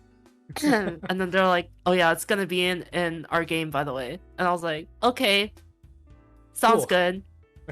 I write song, I get money, cool. And then it like really didn't hit me until I had already finished the song and I saw it in the game finally, that I was like, wow, I'm in a video game now. And that was for my song True. Oh, okay. Well, that's a good. That song is so good, though. I love that song. I say that a lot. I say that a lot to all your song. I won't be real with you. I just love music in general. I think all of us here love music in general. I mean, if you're here, then you definitely love music. Yeah, that's for sure. But that's so cool though that you're able to like having that influence with other like the Hololive characters, being able to be part of that video game that led to a huge streamer Gara coming across it. It's just like I think I said it before. It's like the stars just started aligning for you, which is you deserve it. That's for sure. Thank you. And kind of like I know like you've gone through a lot of hardships and everything, and it's hard. It's really hard to get for a lot of people to get to where they want to be and stuff. Would you say that you're kind of where you want to be, or is there always like room for more improvement? You have more plans that you want to experiment on and anything of that sort? So okay, so like do you mean like physically like where I want to be, or like figuratively where I want to be? We'll start figuratively. Or like both. Figuratively? Yeah. So okay, so I always think there's room to expand. Mm-hmm. Like no matter what it is you're doing, there's someone out there that's better than you. You'll never be the best. It's like sort of the harsh reality is you'll never be the best in your field. And I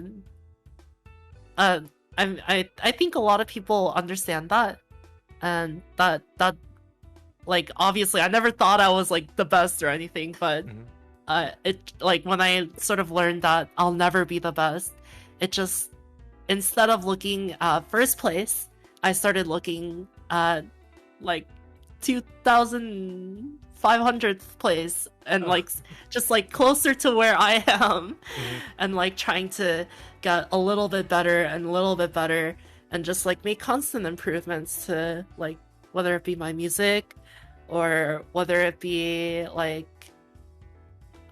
I guess my music. And then Vtubing is just some like it's honestly just a hobby of mine. I wouldn't say it's like my full-on career yet.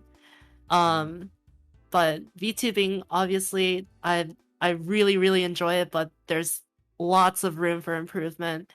I'm still inexperienced as a streamer. I've only been using this model for 4 months now, so there's that side of it, but also I definitely should work on interacting with my community, my chat. You're a streamer as well, so like I'm sure you understand this. There's like always definitely room to improve. Definitely. Whether it's like stream layout, there's like so much that goes on behind the scenes. Oh yeah, like you gotta look at your monitor, or if if you're like me, you can't afford a second monitor, I gotta look at my phone for chat. And then it's keeping up with chat. I'll be honest, that's the best thing about streaming, personally, is you're there, you and your fan base. It's like you're just hanging out with a bunch of people who have the same interest, and then you can talk to them, they talk to you. It's real time. So that's like, I personally think that's like the best part of streaming too. But it can change from different people too, and I want to respect everyone's thought on like what their favorite part of streaming is as well. Yeah, no, I mean honestly, like your community, such wonderful people. Like just being in there, they're either they're being a bunch of trolls. They're in the end, they're all level. They're like everyone in your chat. Like my experience there for a few like months has been just I always get a good laugh. Everyone in your chat is like wonderful people. Yeah, no, I love all of my fans, all of my starlings. Yeah, they're all really, really, really like supportive, and yeah, I wouldn't be like streaming if it weren't for them. So yeah. Big love to my starlings and my community. And don't worry, I'm not forgetting about my chat. I love my chat too. I haven't found out a name for them yet. Maybe the patrons or something like that. But that sounds like Patreon. I don't want to go down that route. That's just a rabbit hole. Like the cafe theme. Maybe they could be like your coffee beans. Oh, actually, you would have to like grind them up to make your coffee though. Don't worry. They'll be fine. Just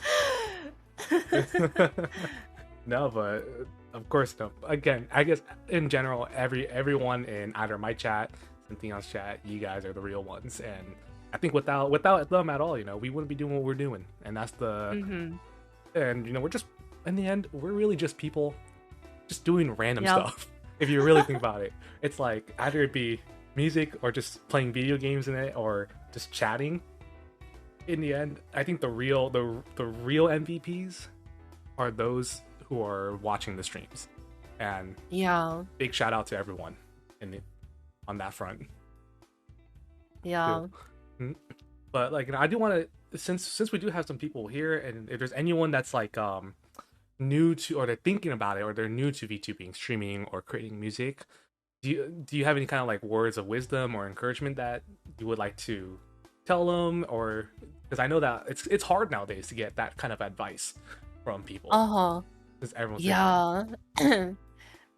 I feel like music and even VTubing can be really, really intimidating, because you just walk into like the type of music you listen to, like that gets recommended to you on Spotify and stuff. They're usually from like bigger artists.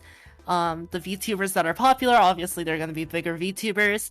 They're going to have all their stuff figured out, and you're going to be like, there's no way I can do this, right? There's no way. But I think especially nowadays, now that like social media has such a big impact, everything's online now, it's so easy to see like the people that are like so far ahead of you, but you can't see the people that are like just starting out, that are just like you. So it's definitely hard. I think Discord is a really good way to just start, like finding some peers that are also new to this. Maybe find some like IRL friends if you can. I know it's really hard. Like, there's not a lot of people out there who are interested in making EDM IRL. Talking to people, man, that's hard. Yeah, talking to people's hard. Go on Discord instead. Yep. But yeah, I'd say just find peers who are also starting out, just so you're not like so looking at like super like established people. Like even me, I personally don't feel even like established in the slightest sense, even though I've been making music for like almost 8 years now.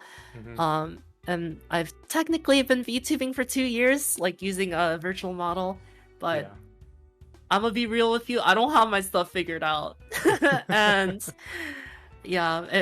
it's I think the biggest like piece of advice I'd say is just, if you're thinking about it, give it a shot. Like, if it doesn't work out, then it doesn't work out. But if you never try, then you'll never know.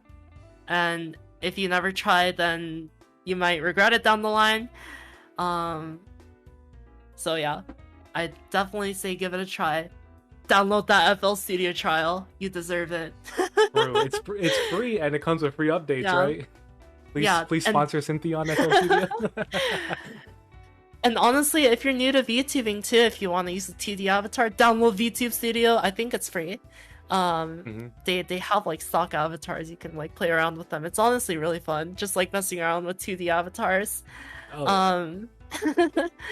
But yeah, and anyone can download like Vroid Studio, for example. That's where I got my first model from. And anyone can like make their own avatar, import it into like a streaming software, and then like, yeah, that's pretty much all there is to it. And then like play a game or something. It's as long as you love doing it as a hobby, right? Even if it's a hobby, as long as you love doing it, just have fun. I think that's the lot. Yeah, have fun with it. Have fun with it. If you think it'll be fun, to make music, if you think it'll be fun to be a streamer, be a VTuber, just go for it. Why not? Oh yeah, definitely. I mean, that advice though, it's great. It's great to hear that too, because I think that's the biggest thing a lot of people do have intimidation with, is like, what if I don't get anyone watching? Like, what if no one watches? What if this? What if that? What if I'm just not funny enough? What if I'm just, not that charismatic? Oh, I did. Yeah. Look at me. Like, I was telling people, look at me, dude. I stutter. I don't know if I'm talking properly, but I still do it. Just have fun. Just stop. Don't worry about what what's gonna happen, what you're gonna say, how you're gonna talk, or who you are. Just if you're having Yeah. fun, just go for it. Yeah, give it a shot. Even if no one watches you, as long as you're having fun. Like, Exactly. don't get discouraged. Like, don't look at numbers. I'd say, like, honestly, like, first 6 months you're doing like something new, don't care about the numbers. Just do it because it's fun. Like when I first uploaded my songs on SoundCloud, I got like 10 listens at most. And I'd be like, yeah, I did it, I uploaded my song on SoundCloud, and then I'd just move on to the next song. And then one day I'd like get a comment from someone, usually from like one of my friends that like I sent the link to. They'd be like, this is cool, I like the beat. And I'd be like, oh my god, I feel like a real artist. I made it. Yeah. I made it. That's funny though. But yeah, I think like my sort of motto that I've developed very recently is the phrase, I'm just like a girl. Like I'm just like a human. Like I just like exist, you know? Yeah. We're just either sitting here or standing here, just whatever the hell we're doing, right? Yeah, no, we all are. And if you think about it, like even like someone has to establish that, like Porter Robinson, he's just like a guy. Yeah, just a guy making music, you know, he's doing what he loves. That's it. Yeah. He's just a guy that like happens to like go on tour sometimes and like throw his own music festivals and whatnot. But like, you know, at the end of the day, he's just like a person. Yeah, it's just it's all people in the end. Yeah, I think that's really important to remember, because I feel like even like especially in music, it's very hard to see the human side of things, because all you do is like see their Spotify, maybe like read their Spotify bio or something like that. But you oftentimes don't get to see the person behind the art. Yeah, everyone's different, you know. One person can be making like heavy metal, death metal songs, but in the end, they just love puppies, dude.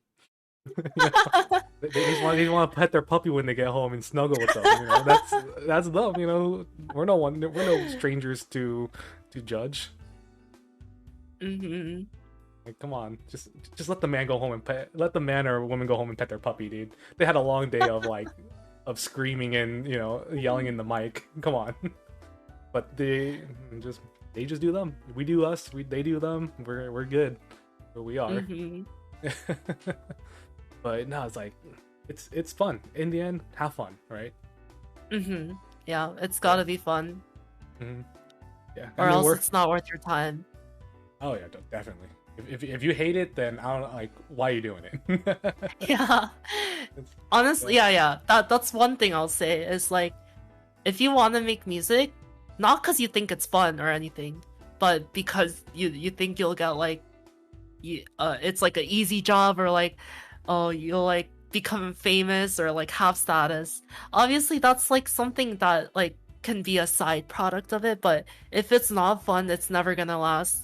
And if it's not fun, you'll never get there either. Exactly. That's I agree with you 100% there. That's true. That's facts.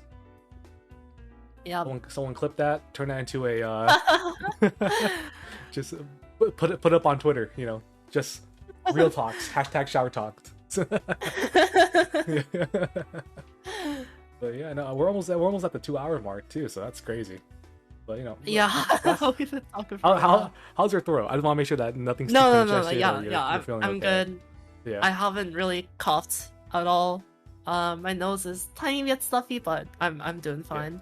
Yeah, but I mean, pretty much to start wrapping a few things up. One big question too, because I know you have a bunch of songs, you have albums, singles that you have produced and everything.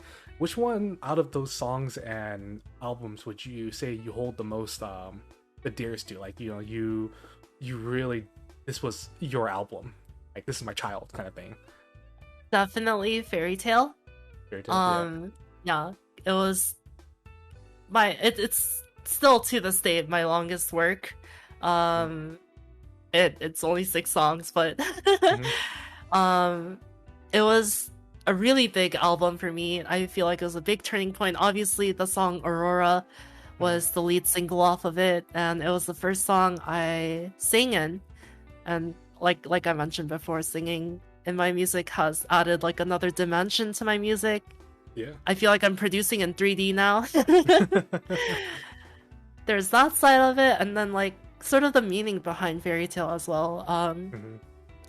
I actually haven't talked too much about this, but Fairytale was my sort of escape, and it's why it's called Fairytale in the first place. Was it's like a dream, or like a mystical fairyland, a fairy tale far, far away.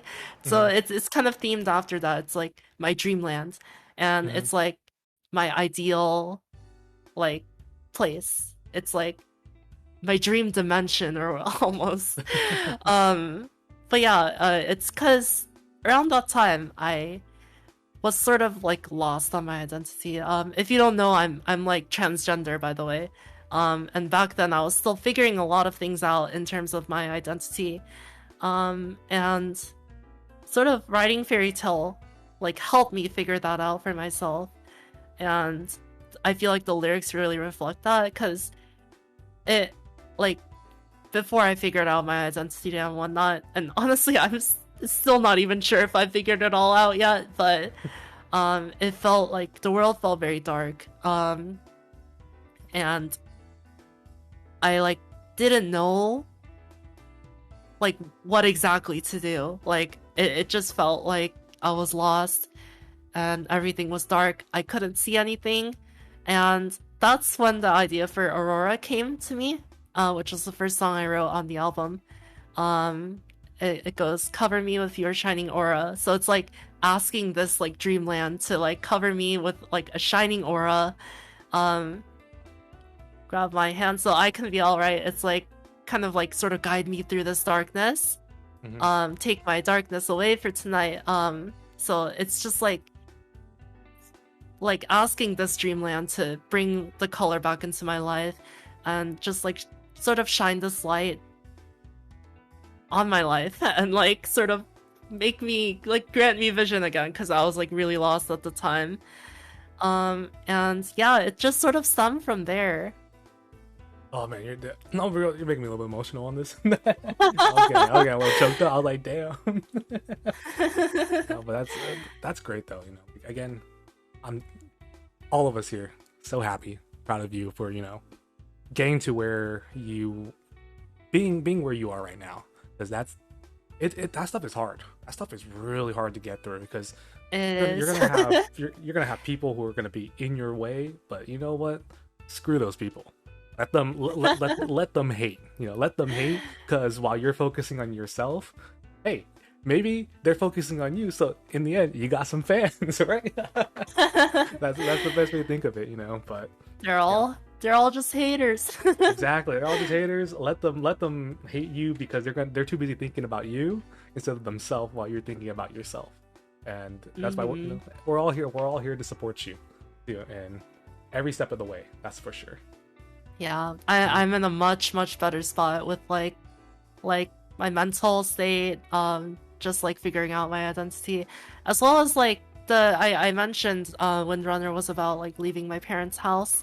So the big reason for that, and the reason I don't talk to them anymore, is because they're transphobic and they don't really accept my identity at all. When I came out, they were just like, no. Yeah. No, that's not you. I was like this rough too, because like mostly because, you know, our parents and everything, they come from a different timeline is what I call it too. And you know, we're in this timeline now. Things change, and that's the hardest thing, is that a lot of people older, it's harder for them to adjust into, you know, the new era pretty much. But everyone, you know, us and those who understand, 100%, we're with you all, like with you and whoever else is going through this kind of stuff. Only love. There's only love. Yeah, like, it's all love. Yep, it's all love, baby. I got my over on my end. I have I have my room as my background. I think I showed it to you like a little bit. Yeah. Over on Discord. But yeah, I have the trans flag hanging out behind me. Let's go. Oh yeah. Yeah, it's good stuff though. It's good stuff, and again, so proud and happy to where you're able to be where you are now, and a happier place, better place. Doing what you love. Doing what you love, and just love who you really are, and that's the best you can get out of life, honestly. Mm-hmm. And honestly, I'll also mention this. It's like semi-related, Mm-hmm. but in like speaking of like things that get in the way. Yeah. So I actually quit school last year. Yeah. Because it was getting in the way. Yeah.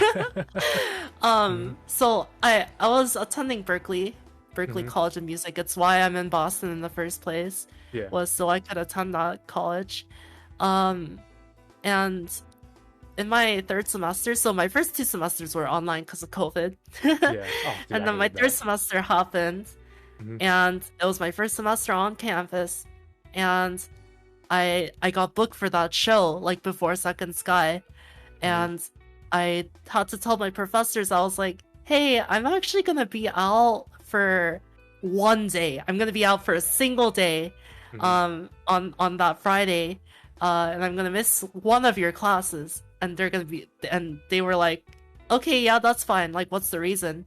And I told them, I'm actually playing a DJ set over in San Francisco, and I'm gonna be traveling that weekend. And they were like,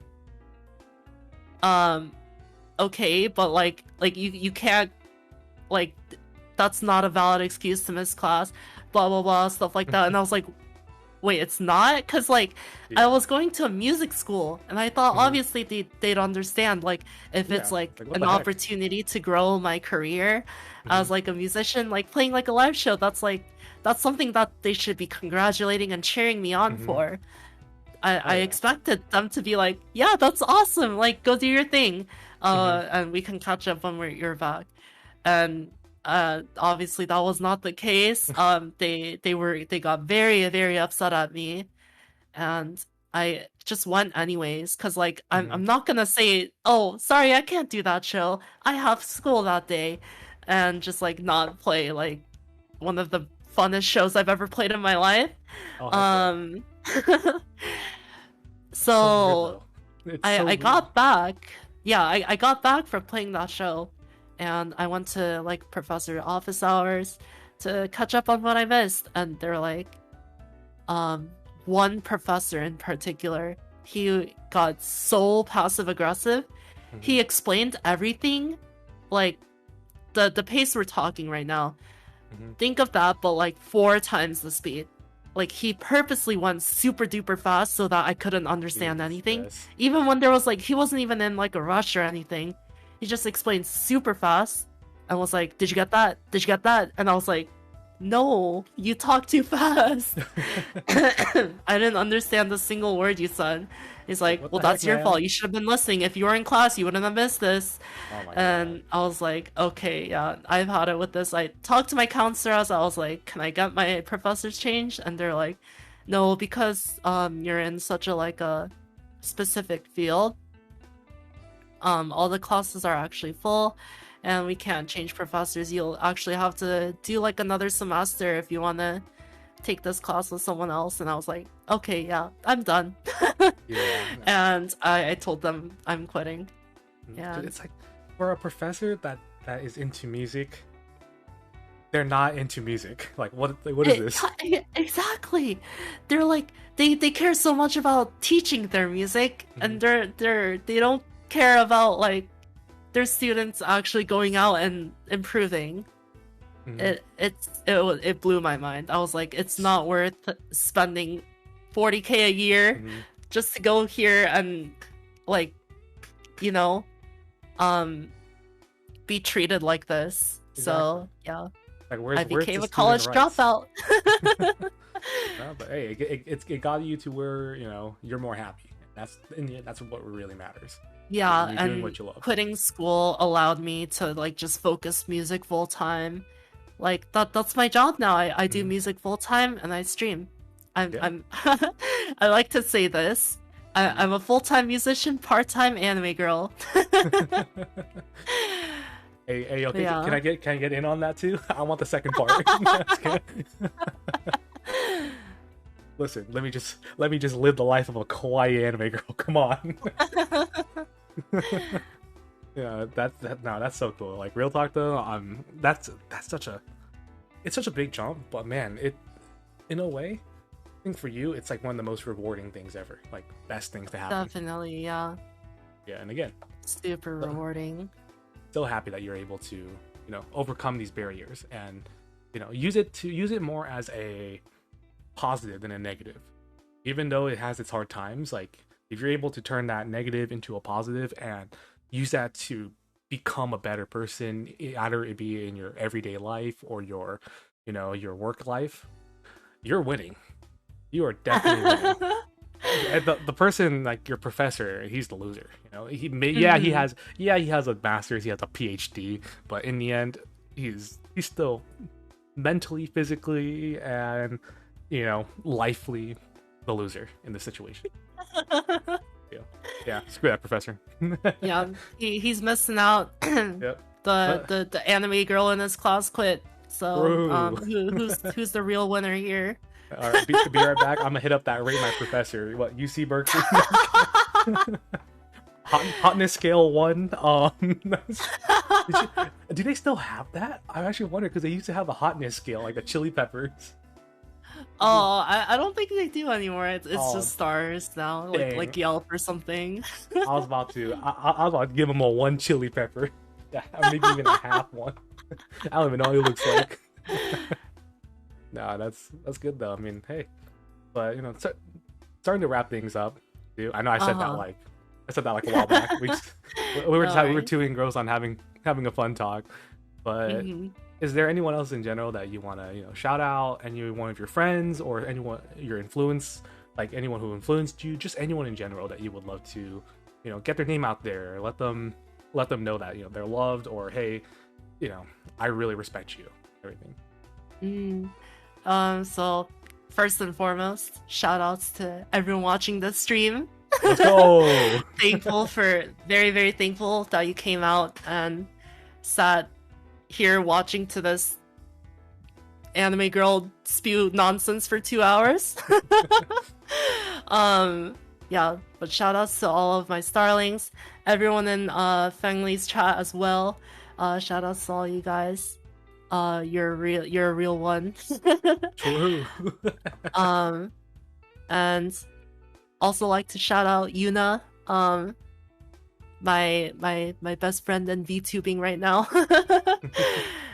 She's honestly like given me so much inspiration to like grow as a Vtuber and just like keep doing what I'm doing, and just like have fun with it. And when I see her stream and like whatnot, it really gives me motivation to just like keep growing as a streamer.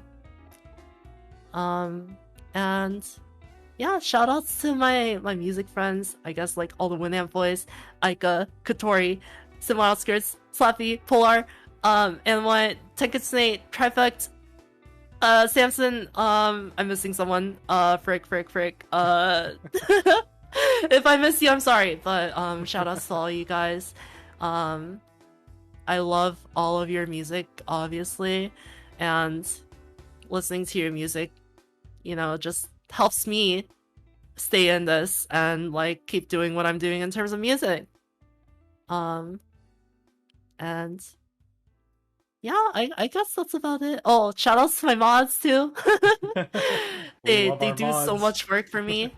They get all those weird spam bots out of my chat. Hey, you want to get rich and famous?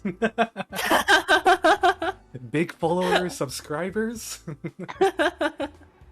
Oh man. Yeah, shout outs to mods. They do so much work for my community.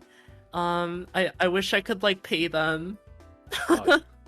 Any chance, dude. Honestly, any chance possible. If any one of us make it big, expect payment for the mods. Yeah, for sure. Oh. Let's go, mods.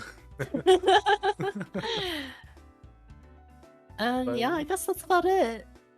Yeah, awesome. So I was gonna ask you like if there's anything you want to say in the comments or chat, but man, You already said everything.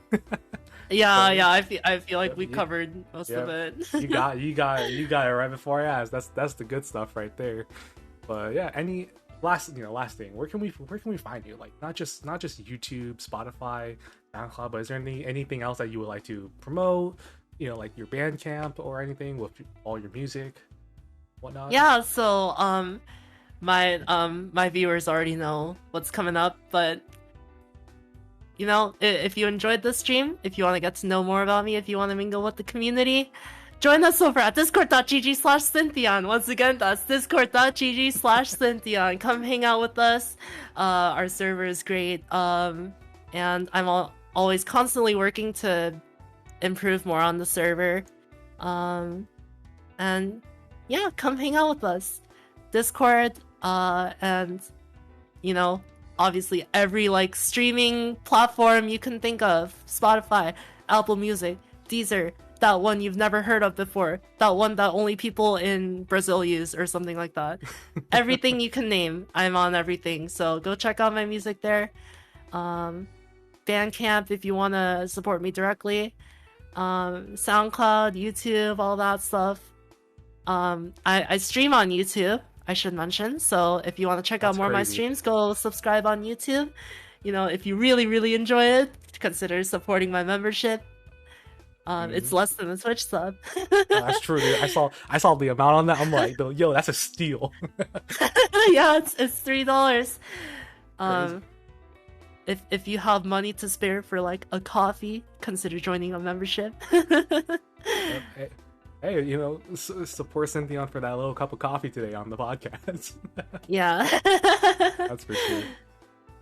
But yeah, anything else, or we all good? Yeah, I guess that's it. I don't really have anything coming up that's announced, I think, as far as I know. That's yeah.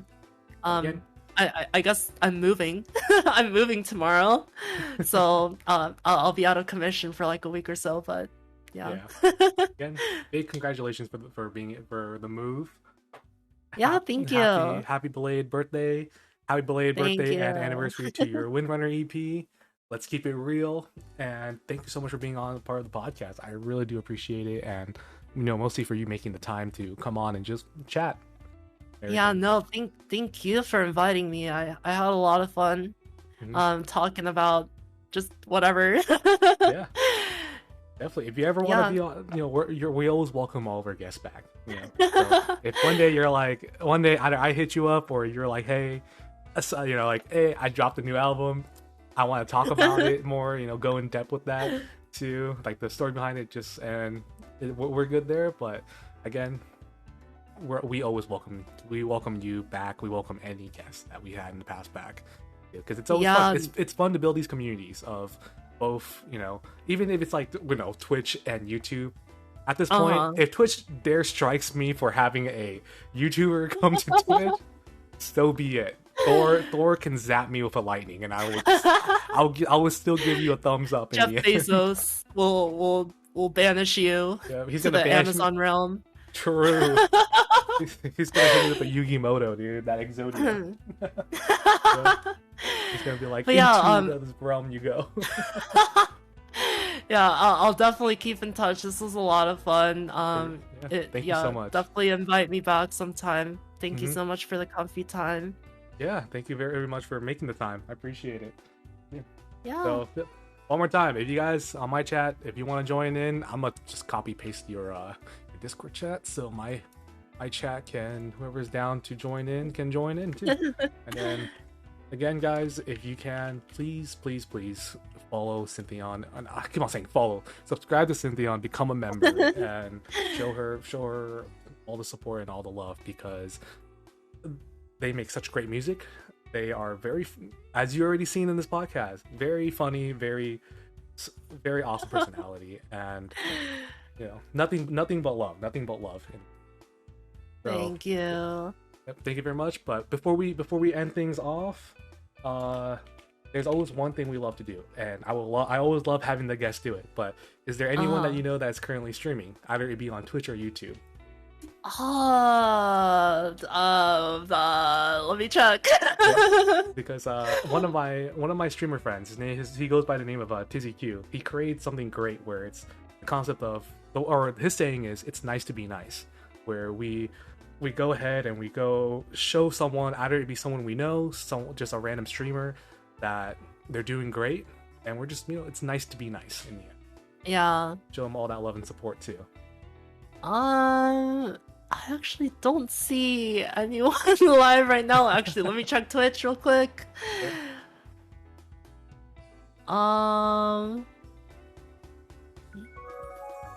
Yeah, I don't really see any of my friends online right now. But yeah. I guess you can hit up anyone that you want to raid. Alright, sounds good. Let me take a look. And in before, there's like no one for me to raid. There's he's very small. He plays Apex, and I think he does deserve a lot of love. He's a very funny guy. His name goes by Big Bry, and he's always doing his best, trying to try to get out there too. But when you see him, he's such a funny personality. So let me go ahead and. Oh yeah, do you wanna drop the link? If you have my chat open, or if not, you can send it to me on Discord. Got it. You go ahead. I got the link. So go over. I got your chat here. Oh, nice. Right there. There you go. That's his Twitch. And let me go ahead and get the raid started on my end too. Yep. So just know that. I mean, we should be all good, right? We're cool with a little bit of cursing here and there. Hopefully. Wait, I actually don't think the link went through. Can you send this to me on Discord? Yeah, I got you. Oh, there we go. But yeah, he's a great guy. Like, he loves to interact with his with the community and everything, his chat. So let's go ahead and just show him, that he's doing great. Let him know that we're here for a good time, good vibes. And if you guys even want, we do this thing. We just typed out "nice to be nice." It can either be in space, it can be in all together, just however you want it. It can be in the weird SpongeBob chicken thing, whatever you do. Yeah, anything of that sort. But again, thank you everyone for stopping by. Thank you so much, Synthion. Appreciate it so much. Hope you guys have a wonderful day, night, morning, wherever you are. Just have a comfy afternoon, morning, and weekend. Yeah, thank you for having me. I'll catch up with you on Discord after we're done wrapping up here over on my end. All right, sounds good. Okay. Yep. Bye. Thank you so much. Thank you very much. I'll catch you later, Synthion. Okay. Bye. Yeah. All right, let's go, guys.